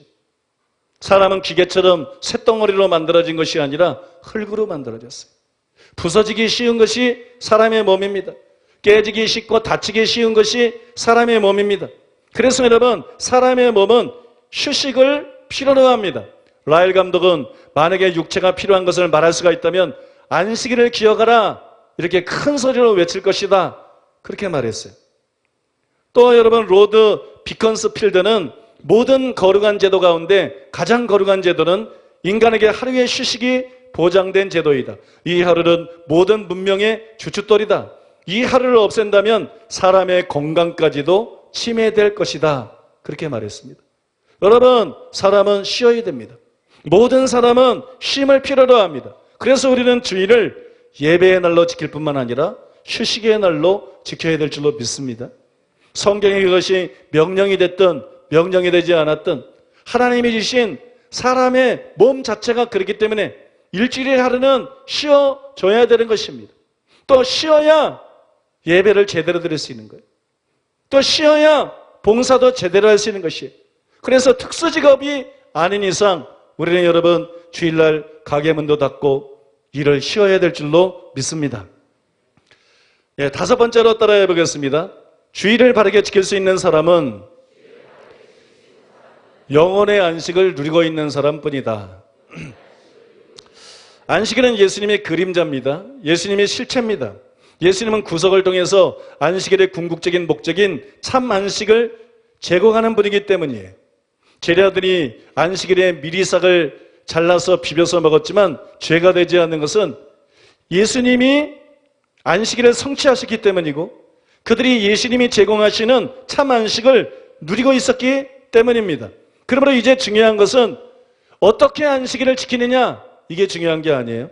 죄를 회개하고 예수님을 인구가구주로 모셔드림으로써 주님이 제공하시는 안식을 누리는 거예요. 주님을 제공하시는 안식을 누리는 것, 이것이 중요한 것입니다. 그런데 이것은 주일 성수에도 그대로 적용이 됩니다. 주일을 지킬 때 제일 중요한 것이 뭐냐? 주일을 지킬 때 가장 중요한 것은 예배가 아닙니다. 주일을 지킬 때 가장 중요한 것은 헌금도 아니고 봉사도 아니고 휴식을 취하는 것도 아닙니다. 가장 중요한 것은 진정으로 죄를 회개하고 예수님을 임금과 구주로 모셔드림으로써 영혼의 참 안식을 갖는 것입니다. 이게 주일을 지킬 때 가장 중요한 것이에요. 안식일의 궁극적인 목적이 그것이기 때문에 내가 주일날 예배를 드리느냐 안 드리느냐, 헌금을 드리느냐 안 드리느냐, 봉사하느냐 안 하느냐, 일을 쉬느냐 안 쉬느냐, 이거보다 근본적으로, 이거보다 훨씬 더 중요한 것은 내가 회개했느냐 안 했느냐, 내가 예수님을 주님으로 모셔드렸느냐 안 모셔드렸느냐, 정말 내 영혼에 주님이 주시는 안식이 있느냐 없느냐, 내가 정말로 구원을 바라느냐 안 바라느냐, 이것이 결정적으로 중요한 것입니다. 폴 조이트는 이렇게 말했습니다. 자신의 일을 의지하는 신뢰감을 모두 부인하고 죄가와 죄의 권세로부터 해방받고 하나님만 의지하는 믿음을 가진 자만이 그날을 올바르게 지키는 자이다. 믿음 없는 참 성례란 있을 수 없는 것과 같이 믿음 없는 참 주일도 존재할 수 없다. 이처럼 주일의 안식은 현저하게 영혼의 안식에 대한 영적 체험이다. 여러분, 같은 책에서 그는 또 이렇게 쓰고 있습니다. 우리가 죄의 굴레에서 구원받았기 때문에 안식일의 쉼이 단지 성령 안에서의 기쁨이란 영적 의미로만 관련되는 것은 아니다. 날마다 죄를 끊어버리는 사람이 안식일 하루를 한가하게 보낸 사람보다 안식일을 더 잘 지키는 것이 사실이다. 또한 우리를 죄에서 구원하신 그리스도 안에서 하나님의 안식이 이 지구상에 임한 것이 사실이라면 동시에 하나님의 안식은 장래의 소망이며 이 소망의 징표가 곧 주일이라는 것도 사실이다. 이날은 기독교인인 우리를 구원해 주지도 못하는 일을 떠나서 안식하고 또 하나님의 백성을 위해 예비된 최후의 안식에 들어가지 못하는 자가 있을까 염려하며 믿음으로 서로 격려하는 날이다. 그랬습니다. 여러분, 참 여기서 중요한 말이 뭐냐면요, 죄과와 죄의 권세로부터 해방받고 하나님만 의지하는 믿음을 가진 자만이 그날을 올바르게 지키는 자이다.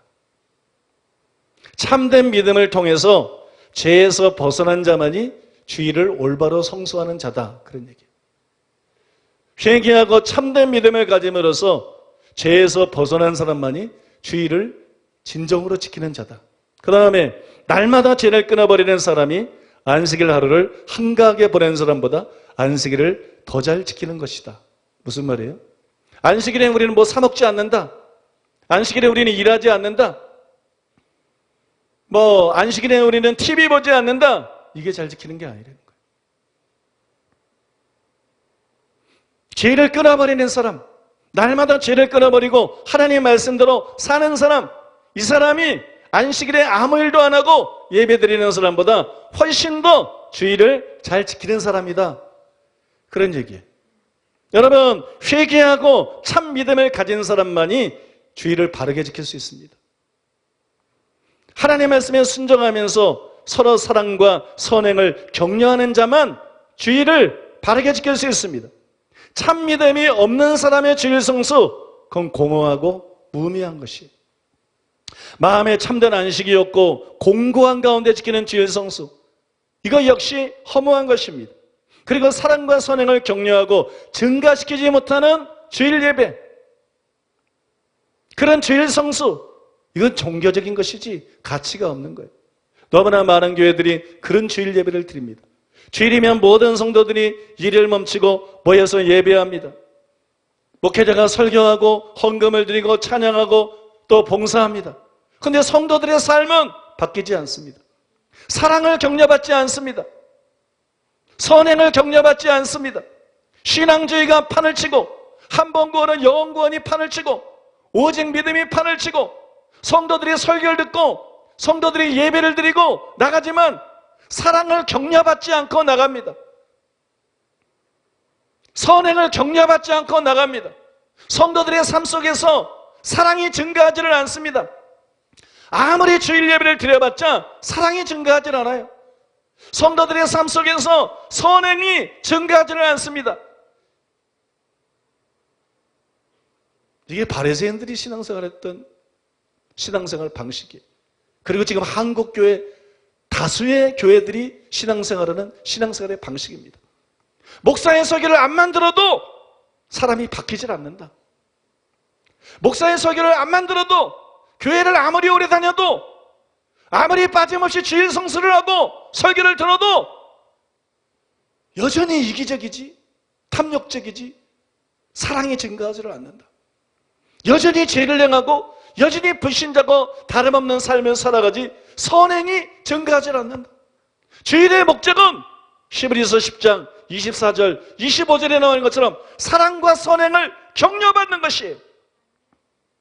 그런데 진리를 타협해버렸기 때문에, 성경의 진리가 아니라 단순히 루터의 교리, 칼빈의 교리를 가르치고 있기 때문에 아무리 설교를 들어도 사랑을 격려받지 못하고, 아무리 설교를 들어도 선행을 격려받지 못하고 변화되지 않는다.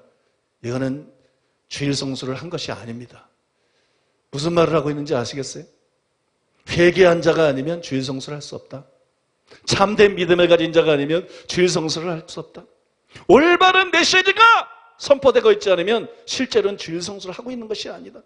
주일의 목적이 사랑을 격려받는 것이기 때문에, 주일의 목적이 선행을 격려받는 것이기 때문에, 그래서 그날이 왔을 때 버림받지 않고 데려감을 당하는 것이기 때문에. 믿습니까? 여러분, 주일 성수를, 나는 주일날 예배 드린다, 나는 주일날 헌금을 드린다, 나는 주일날 이렇게 여전도에 남전도에 성가대 어디서 봉사한다, 그러니까 나는 주일 성수했다, 이렇게 착각하면 안 돼요. 그거는 종교입니다. 이걸 다 해야 돼요. 이걸 다 해야 되지만 이게 있으면서 이걸 해야 된다는 거예요. 이것도 행하고 저것도 버리면 안 되는 거예요. 믿습니까? 이게 있으면서 내가 정말로 회개하고 내가 정말로 믿고, 그래서 예수님을 통해서 내 영혼의 안식을 누리고 있으면서 주일 예배를 드려야 그게 하나님이 받으시는 예배가 된다는 거예요. 하나님이 예배 드리면 덥석덥석 아무거나 받는 게 아니에요. 그러면서 봉사해야 그 봉사가 하나님의 기뻐 받으시는 게 된다는 거예요. 믿습니까? 그러면서 헌금을 드려야 그 헌금이 하나님의 기뻐 받으시는 게 된다는 거예요. 그러면서 주일을 지켜야 하나님 보실 때 이 사람은 진짜 주일을 지켰구나, 이 사람은 정말 주일을 성수했구나, 그렇게 보신다는 것입니다. 그런데 여러분, 그렇지 않은 사람들이 얼마나 많은지 몰라요. 그렇지 않은 교회들이 얼마나 많은지 몰라요. 그래서 예수님이 말씀한 것이 소경이 소경을 인도하면 둘 다 구렁텅이에 빠지느니라. 그래서 여러분, 교회 선택이 중요한 것입니다. 그래서 진리를 옳게 분별하는 것이 중요한 것입니다. 여러분, 참된 믿음이 없는 상태에서 바리새인들이 안식일을 철저하게 지켰던 것처럼 주일을 지키고, 바리새인들이 참된 믿음이 없었잖아요. 주님의 안식에 동참하지 못했잖아요. 그죠? 그러면서 안식일을 철저하게 지켰잖아요. 그런 식으로 주일 성수하고, 참된 마음의 안식이 없고 공고한 가운데서 주일 성수하고, 사랑과 선행을 격려받아서 사랑이 증가하지도 않고 선행이 증가하지도 않는 상태에서 질성소하고 질제비를 드리고 이런 자들에게 하나님이 뭐라고 말씀하겠어요? 다시 말하지만 이런 사람들이 지금 이 시대 교회에 많습니다. 그런 교회들이 많습니다. 그런 신자들이 많습니다. 이들에게 하나님은 뭐라고 말씀할까요? 제가 그분들에게 하나님이 하시는 말씀을 들려드리겠습니다. 이사야 1장 11절로 20절. 여호와께서 말씀하시되 너희의 무수한 재물이 내게 무엇이 유익하뇨? 나는 순양의 번제와 살찐 짐승의 기름에 배불렀고 나는 수송아지나 어린 양이나 순염소의 피를 기뻐하지 아니하노라. 너희가 내 앞에 보이러 오니 이것을 누가 너희에게 요구하였느냐? 내 마당만 밟을 뿐이니라. 헛된 재물을 다시 가져오지 말라. 분양은 내가 가증히 여기는 바요 월삭과 안식일과 대회로 모이는 것도 그러하니 성에 아울러 악을 행하는 것을 내가 견디지 못하겠노라. 내 마음이 너희의 월삭과 정한 절기를 싫어하나니 그것이 내게 무거운 짐이라. 내가 지게 곤비하였느니라. 너희가 손을 펼 때에 내가 내 눈을 너희에게서 가리고 너희가 많이 기도할지라도 내가 듣지 아니하리니 이는 너희의 손에 피가 가득함이라. 너희는 스스로 씻으며 스스로 깨끗하게 하여 내 목전에서 너희 악한 행실을 버리며 행악을 그치고 선행을 배우며 정의를 구하며 학대받는 자를 도와주며 고아를 위하여 신원하며 과부를 위하여 변호하라 하셨느니라. 여호와께서 말씀하시되 오라 우리가 서로 변론하자. 너희의 죄가 주홍 같을지라도 눈과 같이 희어질 것이요 진홍같이 붉을지라도 양털같이 희게 되리라. 너희가 즐겨 순종하면 땅의 아름다운 소산을 먹을 것이요 너희가 거절하여 배반하면 칼에 삼켜지리라. 여호와의 입의 말씀이니라. 이거는 구약의 안식일을 잘못 지키는 사람들, 바리새인 같은 사람들에게 하나님이 하신 말씀이에요. 근데 이스라엘 백성 중에 다수가 이렇게 지켰습니다. 이스라엘 백성 중에 다수가 안식일을 이렇게 지켰어요. 그래서 하나님께서 이스라엘을 단체적으로 이렇게 책망했어요. 이거는 신약시대 때 주의를 바르게 지키지 못하는 모든 사람에게 동일하게 또 해당이 되는 것입니다. 안식일을 지키는 게 안식일을 지키는 게 아니었어요. 주의를 지키는 게 주의를 지키는 게 아닙니다. 회개하고 악을 떠나고 공의를 베풀고 선을 행하고 이런 사람만이 안식일을 제대로 지킬 수 있는 것이고 이런 사람만이 주의를 제대로 지킬 수 있는 것이에요. 믿습니까? 그래서 여러분 이 말씀은 실제로 주의를 제대로 성수하지 못하는 모든 사람에게 주시는 하나님의 말씀인 것입니다. 그렇게 봐도 무관한 것이 주일날 어떤 일을 하고 안 하고 이게 중요한 게 아니에요. 한번 따라해 보시기 바랍니다. 주일날 어떤 일을 하고 안 하고 그게 중요한 것이 아니다. 중요한 것은 나의 영적 상태다. 이게 핵심입니다. 주일 성수하면 자꾸 주일날 뭘 하고 뭘 하면 안 되고 이것만 떠올려요. 그건 바리새적인 사고 시스템입니다. 주일날 뭘 하고 뭘 하면 안 되고 이게 중요한 것이 아니라 정말 중요한 것은 나는 어떤 사람인가? 나는 어떤 상태인가? 이것입니다. 가인의 제사는 하나님이 받지 않았어요. 아벨의 제사는 받았어요.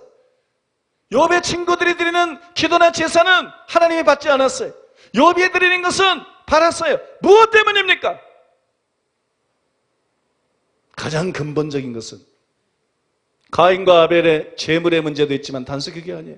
하나님께서 가인과 그 제물은 받지 않았고 아벨과 그 제물은 받았다. 그렇게 나오잖아요.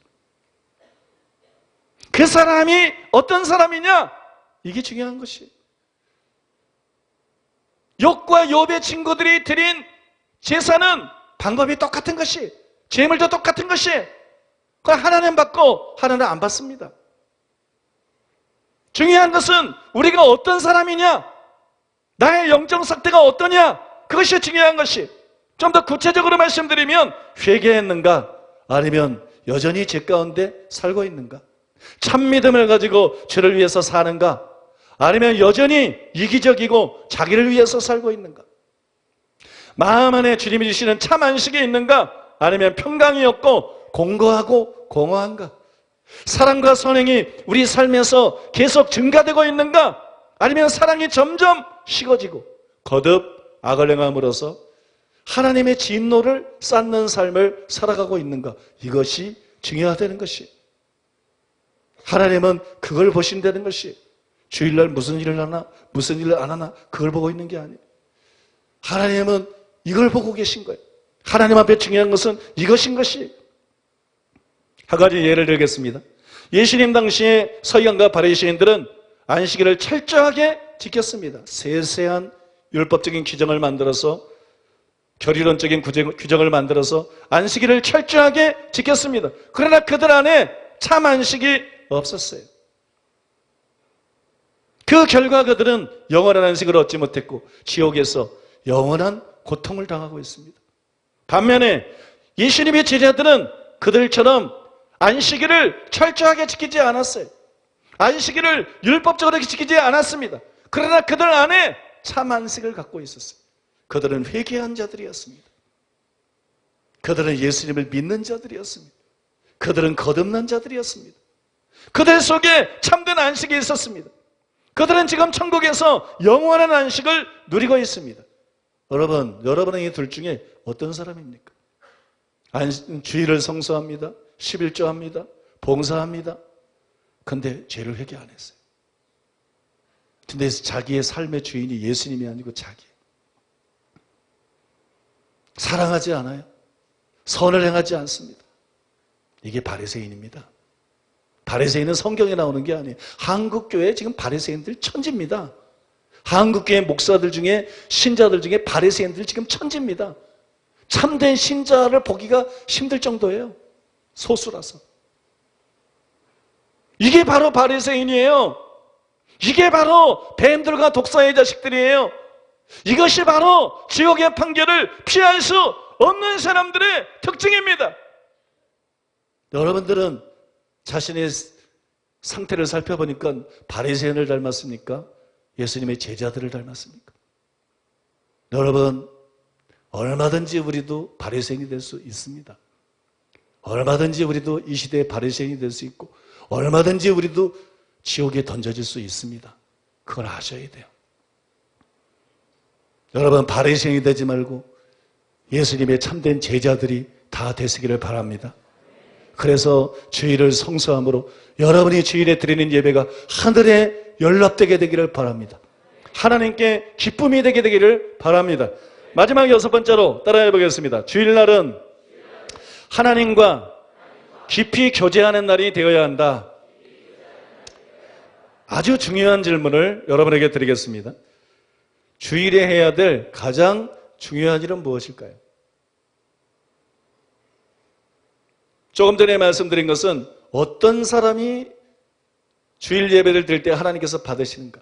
어떤 사람이라야 주일 성수를 제대로 할 수 있는가? 그걸 말한 거예요. 지금 제가 묻는 것은 주일에 해야 될 가장 중요한 일, 주일에 해야 될 가장 중요한 일은 무엇일까요? 주일 예배일까요? 많은 사람들이 그렇게 생각해요. 주일날 해야 되는 것은 주일 예배다. 아니요, 주일날 가장 당연히 해야 되는 게 주일 예배인 거지. 주일날 가장 중요한 일이 주일 예배는 아니에요. 그 차이를 아셔야 돼요. 주일날 해야 될 가장 중요한 일은 주일 예배가 아닙니다. 그럼 그건 뭘까요? 하나님과 교제하는 것입니다. 하나님과 교제하는 것. 제 말이 선뜻 이해가 안 갈 수도 있습니다. 그래서 그 이유를 설명해 드리겠습니다. 그 이유를 알려면 최초의 안식일로 돌아가야 됩니다. 하나님은 6일 동안 천지를 창조하셨습니다. 마지막 날 인간을 만드시고 그 다음 날 안식하셨습니다. 때문에 인간이 처음으로 맞이한 날은 월요일이 아니에요. 하나님은 인간을 부려먹으려고 만든 게 아니라는 것이. 하나님을 일하는 게 제일 중요한 게 아니라는 것이. 인간이 제일 처음 만난 날은 월요일이 아니라 안식일입니다. 그날 인간이 뭘 했느냐? 일을 한 것이 아니라 하나님과 함께 에덴 동산을 거닐면서 교제했습니다. 굉장히 중요한 것이. 인간이 지음받고 처음 맞이한 날은 안식일입니다. 그날 일한 것이 아니에요. 하나님과 동산을 걸었어요. 하나님과 산책을 했습니다. 하나님과 이야기를 주고받았습니다. 하나님과 마음을 주고받았습니다.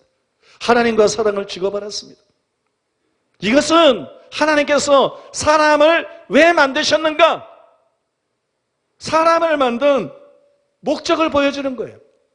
동시에 이것은 뭘 보여주냐 그러면 안식을 해야 될 가장 중요한 일이 무엇인가?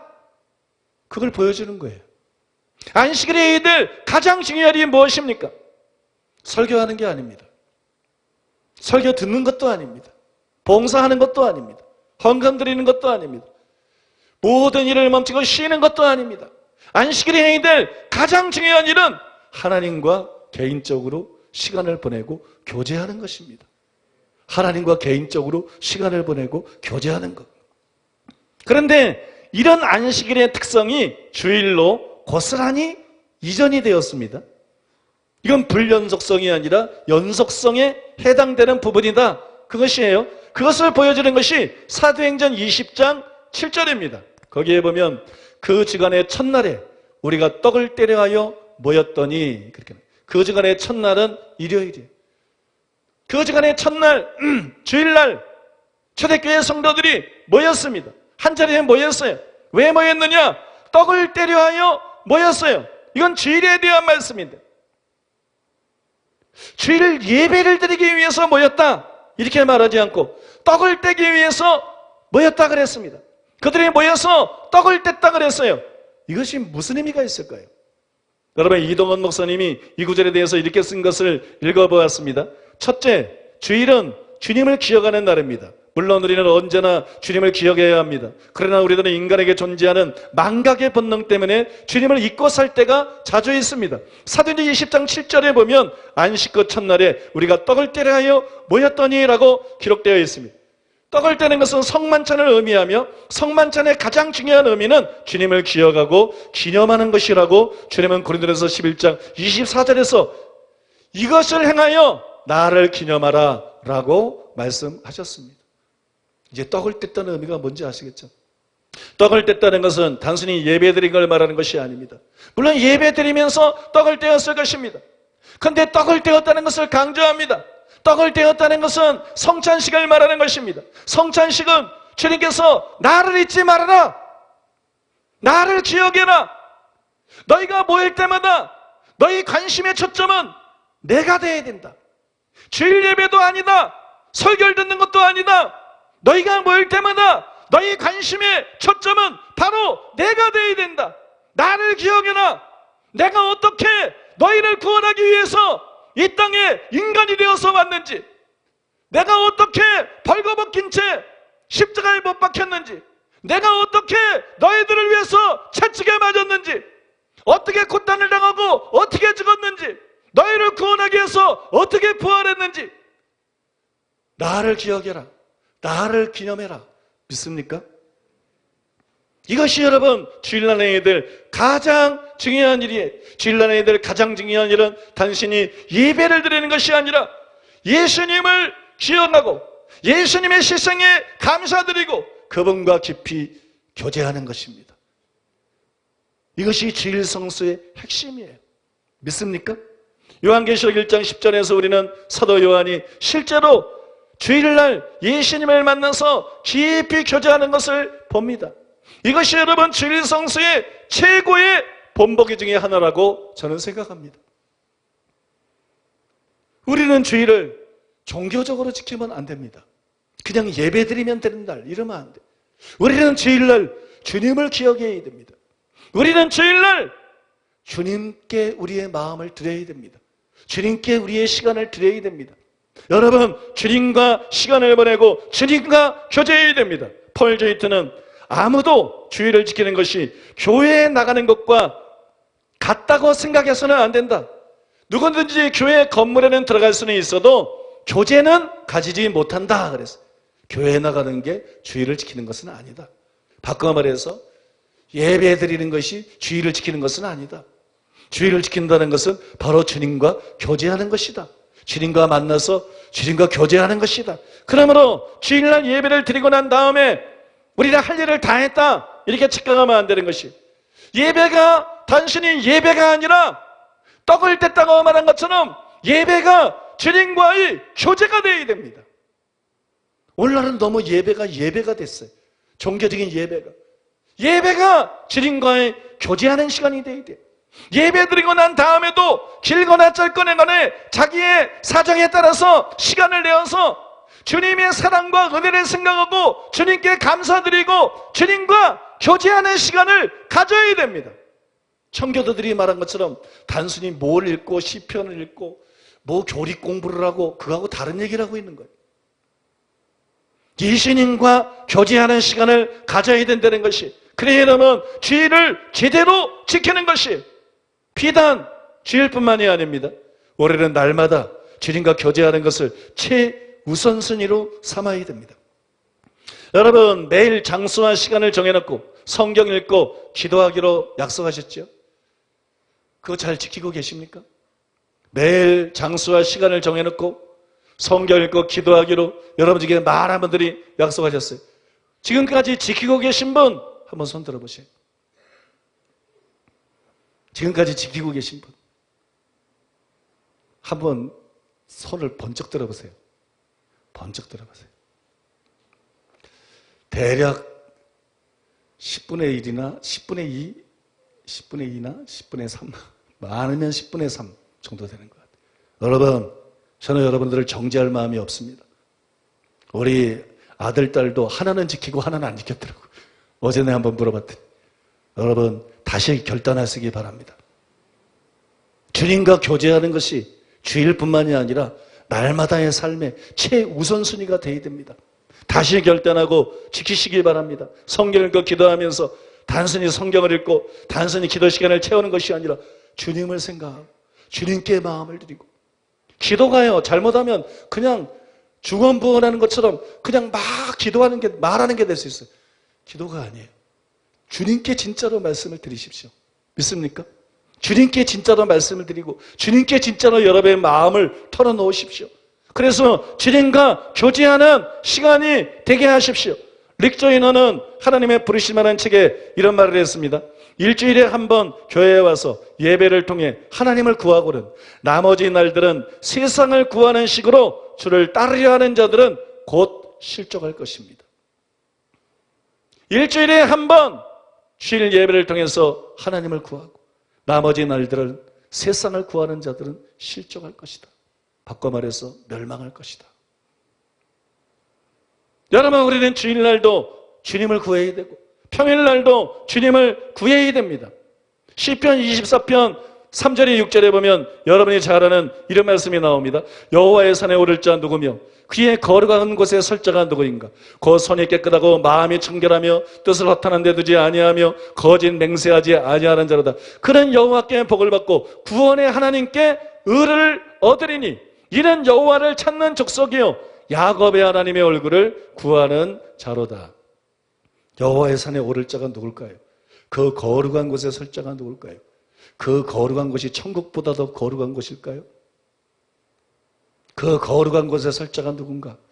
그 거룩한 곳이 천국보다 더 거룩한 곳일까요? 그 거룩한 곳에 설 자가 누군가? 예수님이 다시 오시고 우리가 그 앞에 모이는 그 자리보다 더 거룩할까요? 그렇지 않을 것입니다. 여호와의 산에 오를 자가 누군가? 그 거룩한 곳에 설 자가 누군가? 결국 그 사람들은 여호와를 찾는 족속들이다. 하나님의 얼굴을 구하는 자들이다. 그렇게 말하고 있습니다. 천국에 들어갈 자가 누구겠습니까? 예수님이 다시 오실 때 들림받을 사람이 누구겠습니까? 하나님을 찾는 족속들입니다. 종교인들이 아닙니다. 서기관이나 바리새인들이 아니에요. 종교적으로 성경 공부하고 종교적으로 주일 예배드리고 종교적으로 여전도 회장하고 남정도 회장하고 교회 봉사하고 이런 사람들이 아닙니다. 하나님을 찾았던 사람들이, 하나님의 얼굴을 구했던 자들이, 영생은 유일하신 참 하나님과 그의 버리신 자 예수 그리스도를, 그분에 관해서가 아니라 예수 그리스도를 아는 것이니이다. 말씀한 대로 하나님을 찾았던 사람들, 하나님의 얼굴을 구했던 사람들, 이 사람들이 천국에 들어갈 사람들입니다. 이 사람들이 예수님이 다시 오실 때 들림받을 사람들입니다. 사랑하는 여러분, 여러분도 그렇겠지만 저도 수시로 이 기도를 합니다. 하나님, 내가 하나님을 찾는 족속이 되게 해 주시옵소서. 하나님의 얼굴을 구하는 자가 되게 해 주시옵소서. 기도할 때마다 거에 빼놓지 않고 간절히 기도합니다. 주님, 내가 목사가 아니고, 내가 설교자가 아니고, 내가 기독교인이 아니고, 그건 얼마든지 가짜할 수 있어. 예수님 당시에 정통이었던 서기관과 바리새인들의 절대 다수가 가짜였던 것처럼 그건 얼마든지 지옥에 갈 수 있어요. 목사는 얼마든지 지옥 갈 수 있어. 주님, 내가 하나님을 찾는 족속이 되게 해 주시옵소서. 하나님의 얼굴을 구하는 자가 되게 해 주시옵소서. 여러분, 이것이 주일 성수의 가장 큰 의미고 가장 중요한 것입니다. 결론은 생략하겠습니다. 책으로 출판될 거기 때문에 그때 읽어보시고 결론은 생략하고 단 이 말씀을 드리고 싶습니다. 주일날 예배 드리는 것이 주일 성수하는 게 아니다. 주일날 헌금 드리는 것이 주일 성수하는 것이 아니다. 주일날 봉사하는 것이 주일 성수하는 것이 아니다. 주일날 일을 쉬는 것이 주일 성수하는 것이 아니다. 정말 주일 성수를 하려면 내가 죄를 회개하고 끊어버려야 된다. 정말 주일 성수를 하려면 내가 예수님을 임금으로 모셔드리고 예수님이 나의 삶의 주인이 되셔야 된다. 정말 주일 성수를 하려면 예수님을 믿고 구원받음으로 내 속에 안식과 평화가 있어야 된다. 정말 주일 성수하는 자가 되려면 말씀을 통해서 사랑과 선행을 격려받음으로 내 속에서 사랑이 증가되고 내 삶 속에서 선행이 증가가 돼야 된다. 이런 사람만이 하나님이 받으시는 주일 성수를 할 수 있는 사람이다. 이렇지 않은 사람은 아무리 예배드리고 아무리 봉사하고 아무리 헌금 드리고 아무리 하나님과 상관이 없는 것이다.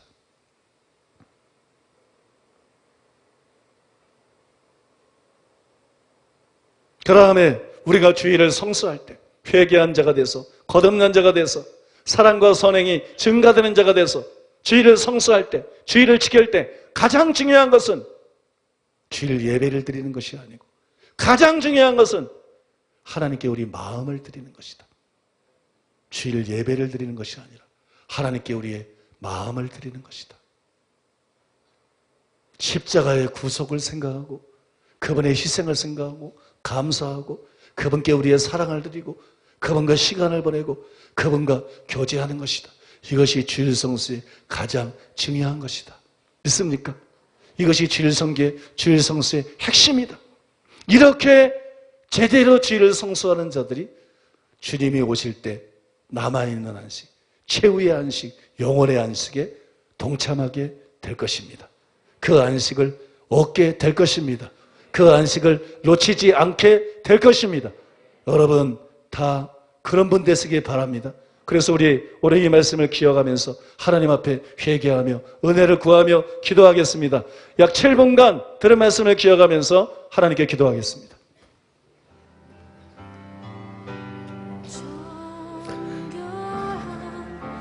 주님, 주의 날 우리가 주님 앞에 나왔습니다.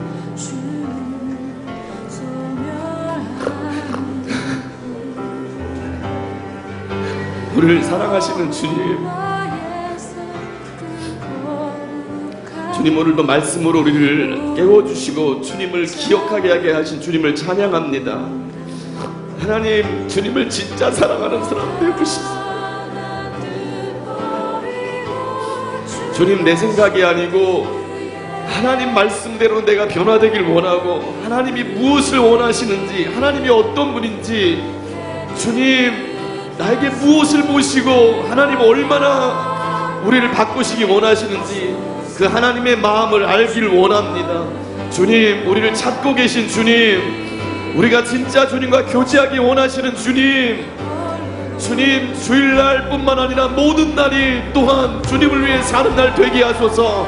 이 거룩한 주일날 주님께 우리 자신이 산제사가 돼서 하나님이 기뻐하시는 그런 모습으로 주님 받으실 만한 모습으로 이 자리에 나와서 주님께 우리의 삶을 드리고 마음을 드릴 뿐만 아니라 사랑과 선행을 하나님 격려받고 주님을 위해서 살기로 결단하고 예수님이 나를 위해서 어떤 일을 하셨고 나의 하늘 아버지가 어떤 분이신지 내가 붙들게 하여 주시옵소서. 주님이 기뻐하는 사람 되기를 원합니다. 하나님의 사랑에 응답하는 사람 되기를 원합니다. 하나님의 얼굴을 구하는 사람 되기를 원합니다. 주님, 주의 얼굴을 구하게 하소서.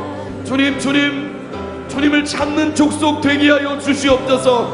주님, 너의 얼굴을 내게 보이라 말씀하신 하나님, 매일매일 너의 얼굴을 내게 보이라고 말씀하신 하나님, 내가 주님과 함께 은밀한 골방에서 주님, 내가 지식을 얻기 위해서, 내가 설교를 하기 위해서, 내가 어떤 일을 하기 위해서가 아니고 그 이전에 나를 사랑하시는 나의 생명 되시는, 나의 길과 진리와 생명 되시는 그 주님 창조하시고 첫날 아담과 함께 거느리셨던 주님, 나와 교제하자, 나의 마음을 받으라 말씀하신 하나님, 그 주님과 매일매일 교제하게 하여 주시옵소서. 우리가 회개하고 바른 믿음을 가지고 주님과 동행하는 것을 기뻐하신 하나님, 주님의 말씀대로 주님을 닮아, 주님의 심장을 닮아 공의롭고 진실하며 사랑에 사귄 사람이 되기를 원하신 하나님, 점점 그렇게 되기를 원합니다. 주님, 이 주일날 주님을 온전히 예배하며 주님을 기억하며 주님과 교제하다가 주님을 위해 살다가 주님이 부르시는 그날 주님 닮은 그 모습으로 주님 앞에 서게 하여 주시옵소서. 하나님, 무엇이 진짜 중요한지 내용이 잊지 않도록, 하나님, 진짜 사역, 진짜 신앙이 무엇인지 우리가 잊지 않도록 성령님 우리를 긍휼히 여겨시고 깨워 주시옵소서. 하나님, 귀한 말씀을 계속해서 듣습니다. 주의를 올바로 지키는 것이 무엇인지 알게 하신 주님, 그러므로 형제들아, 내가 하나님의 모든 자비하심으로 너희를 권하노니 너희 몸을 하나님이 기뻐하시는 거룩한 산제사로 드리라. 이는 너희에게 드릴 마땅히 드릴 영적 예배리라 하신 주님, 우리가 주님 앞에 산제사 되기를 원합니다. 주님 말씀대로 살게 하여 주시옵소서. 형식이 아니라 주님이 진짜 무엇을 원하시는지 주님을 아는 사람, 주님과 동행하는 사람, 주님을 닮은 사람, 주님만을 주님으로 섬기는 사람, 주 안에 거하게 하여 주시옵소서. 사람의 평가가 중요한 게 아니고, 세상의 평가가 중요한 게 아니고, 나의 사랑하는 그 하나님이 나를 어떻게 보고 계신가, 나의 방향성은 어디인가, 점점 더 주님을 알아가고 주님 안에 거하고 거룩해지고 회개하고 믿음을 갖고 더 사랑이 자라고 있는가, 아니면 예전엔 그랬는데, 하나님의 사랑을 할 때는 그랬는데 지금은 공허하고 죄 가운데 빠져들고 하나님과의 교제의 자리에서 벗어나서 형식만 남았는가. 하나님, 우리를 깨워 주시옵소서. 이 시간 성령님 우리를 깨워 주시옵소서. 주일에 대한 이 말씀이 하나님이 어떤 분인지를 우리 가운데 새기게 하여 주시고, 주님이 무엇을 원하는지, 제사를 원하는 게 아니라 이대를 원하셨던 그 주님, 나에게 원하시는 나와 교제하자, 나를 알고 나에게 나오라, 내 얼굴을 보이라, 나를 찾으라, 그것이 내가 사는 길이요, 그것이 이 땅을 변화시키는 길이요, 그가 내가 원하는 산 제사라는 것을 하나님 우리에게 말씀하신 주님, 이 주일의 말씀을 통해서 주님 율법적인 세상에 주는 사람의 갱명으로부터 온 멍에들을 벗습니다. 그리고 주님이 우리를 살리기 원해서 지워주시는 생명의 멍에를, 생명의 길을 붙잡습니다. 그리고 주님께로 달려갑니다. 성령님이 시간 우리의 영을 깨우소서. 주님과 교제하는 것, 주님과 붙어있는 것, 그게 얼마나 중요한지 주님 앞에 설 날은 기억하게 하시고, 주님, 이 땅에서 주님과 교제하며 성령 안에서 자만식을 누리다가 주님께서 남겨두신 영원한 안식으로 들어가게 하여 주시옵소서. 이 시간 우리가 주님의 부르심에, 그 사랑의 부르심에 찬양하면서 진리로 우리의 심령을 기경하시는 주님의 은혜에 찬양하면서 주 앞에 나옵니다. 주님께 감사를 드립니다.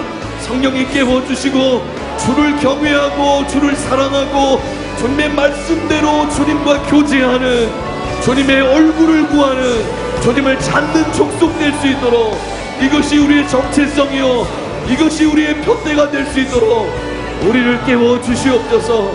귀한 말씀 주신 주님을 찬양합니다. 주를 더 따르기 원합니다. 우리의 전부 되신 예수님의 이름으로 기도합니다. 아멘. 담임 목사님께서 기도해 주시고 축도로 1부 예배를 마치겠습니다.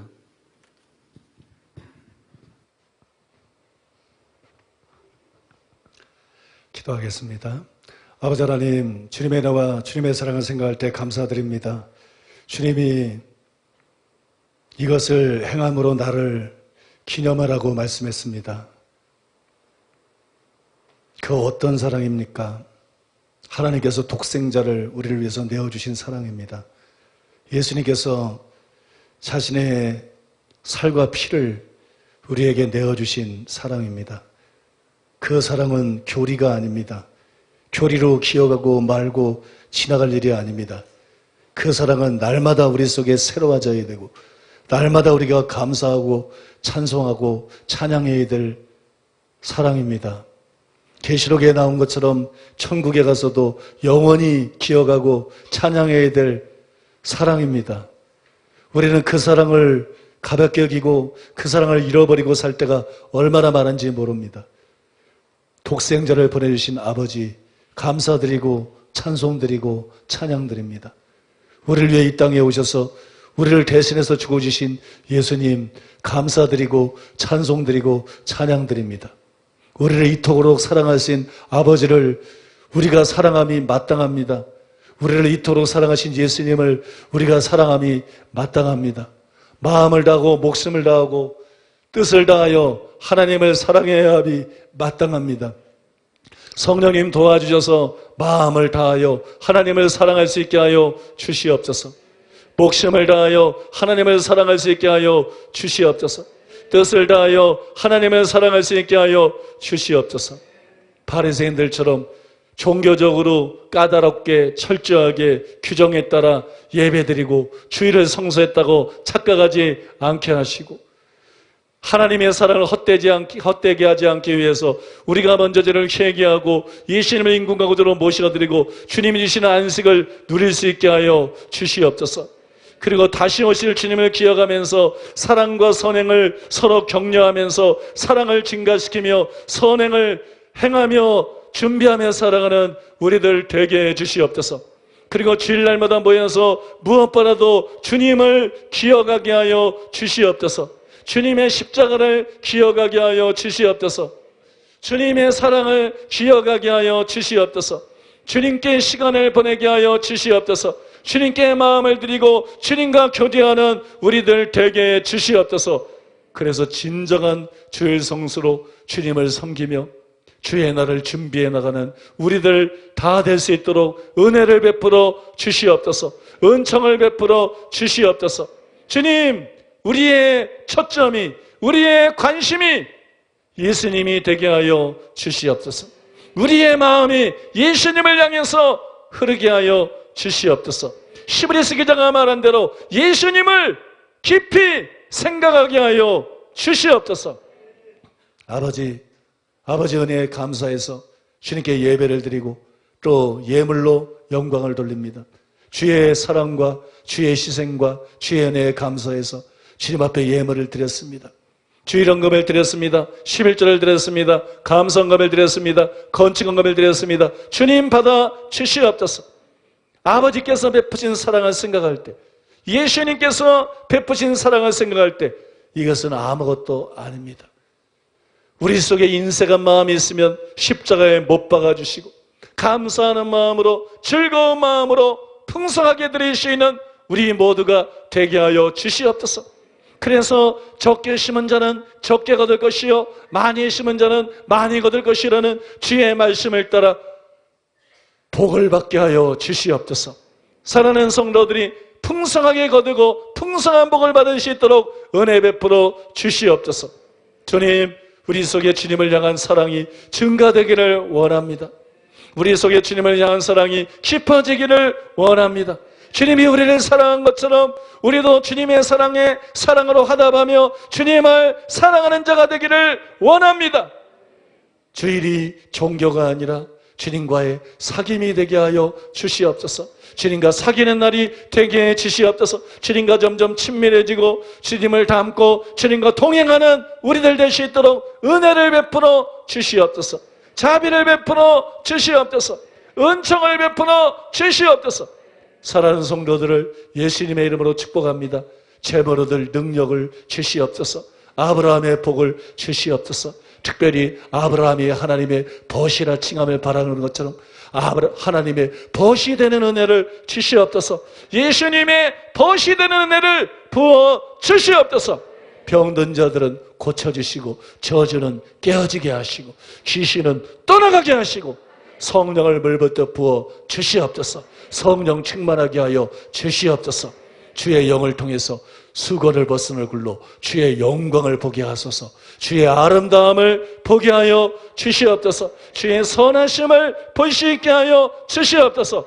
그래서 더 진실하게 주님을 사랑하는 우리들로 변화될 수 있도록 은총을 베풀어 주시옵소서.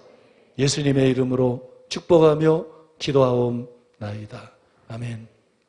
지금은 우리 주 예수 그리스도의 은혜와 하나님 아버지의 사랑과 성령님의 교통하심이 거룩한 주를 맞이해서 주님을 예배하고 돌아가는 살아가는 성도들의 심령 위에 가족과 자녀와 사업 위에 몸된 교회와 서울 시민과 북녘 땅에 굶주린 동포들 위에 이스라엘과 열방들 위에 이제로부터 영원토록 함께 있을지어다.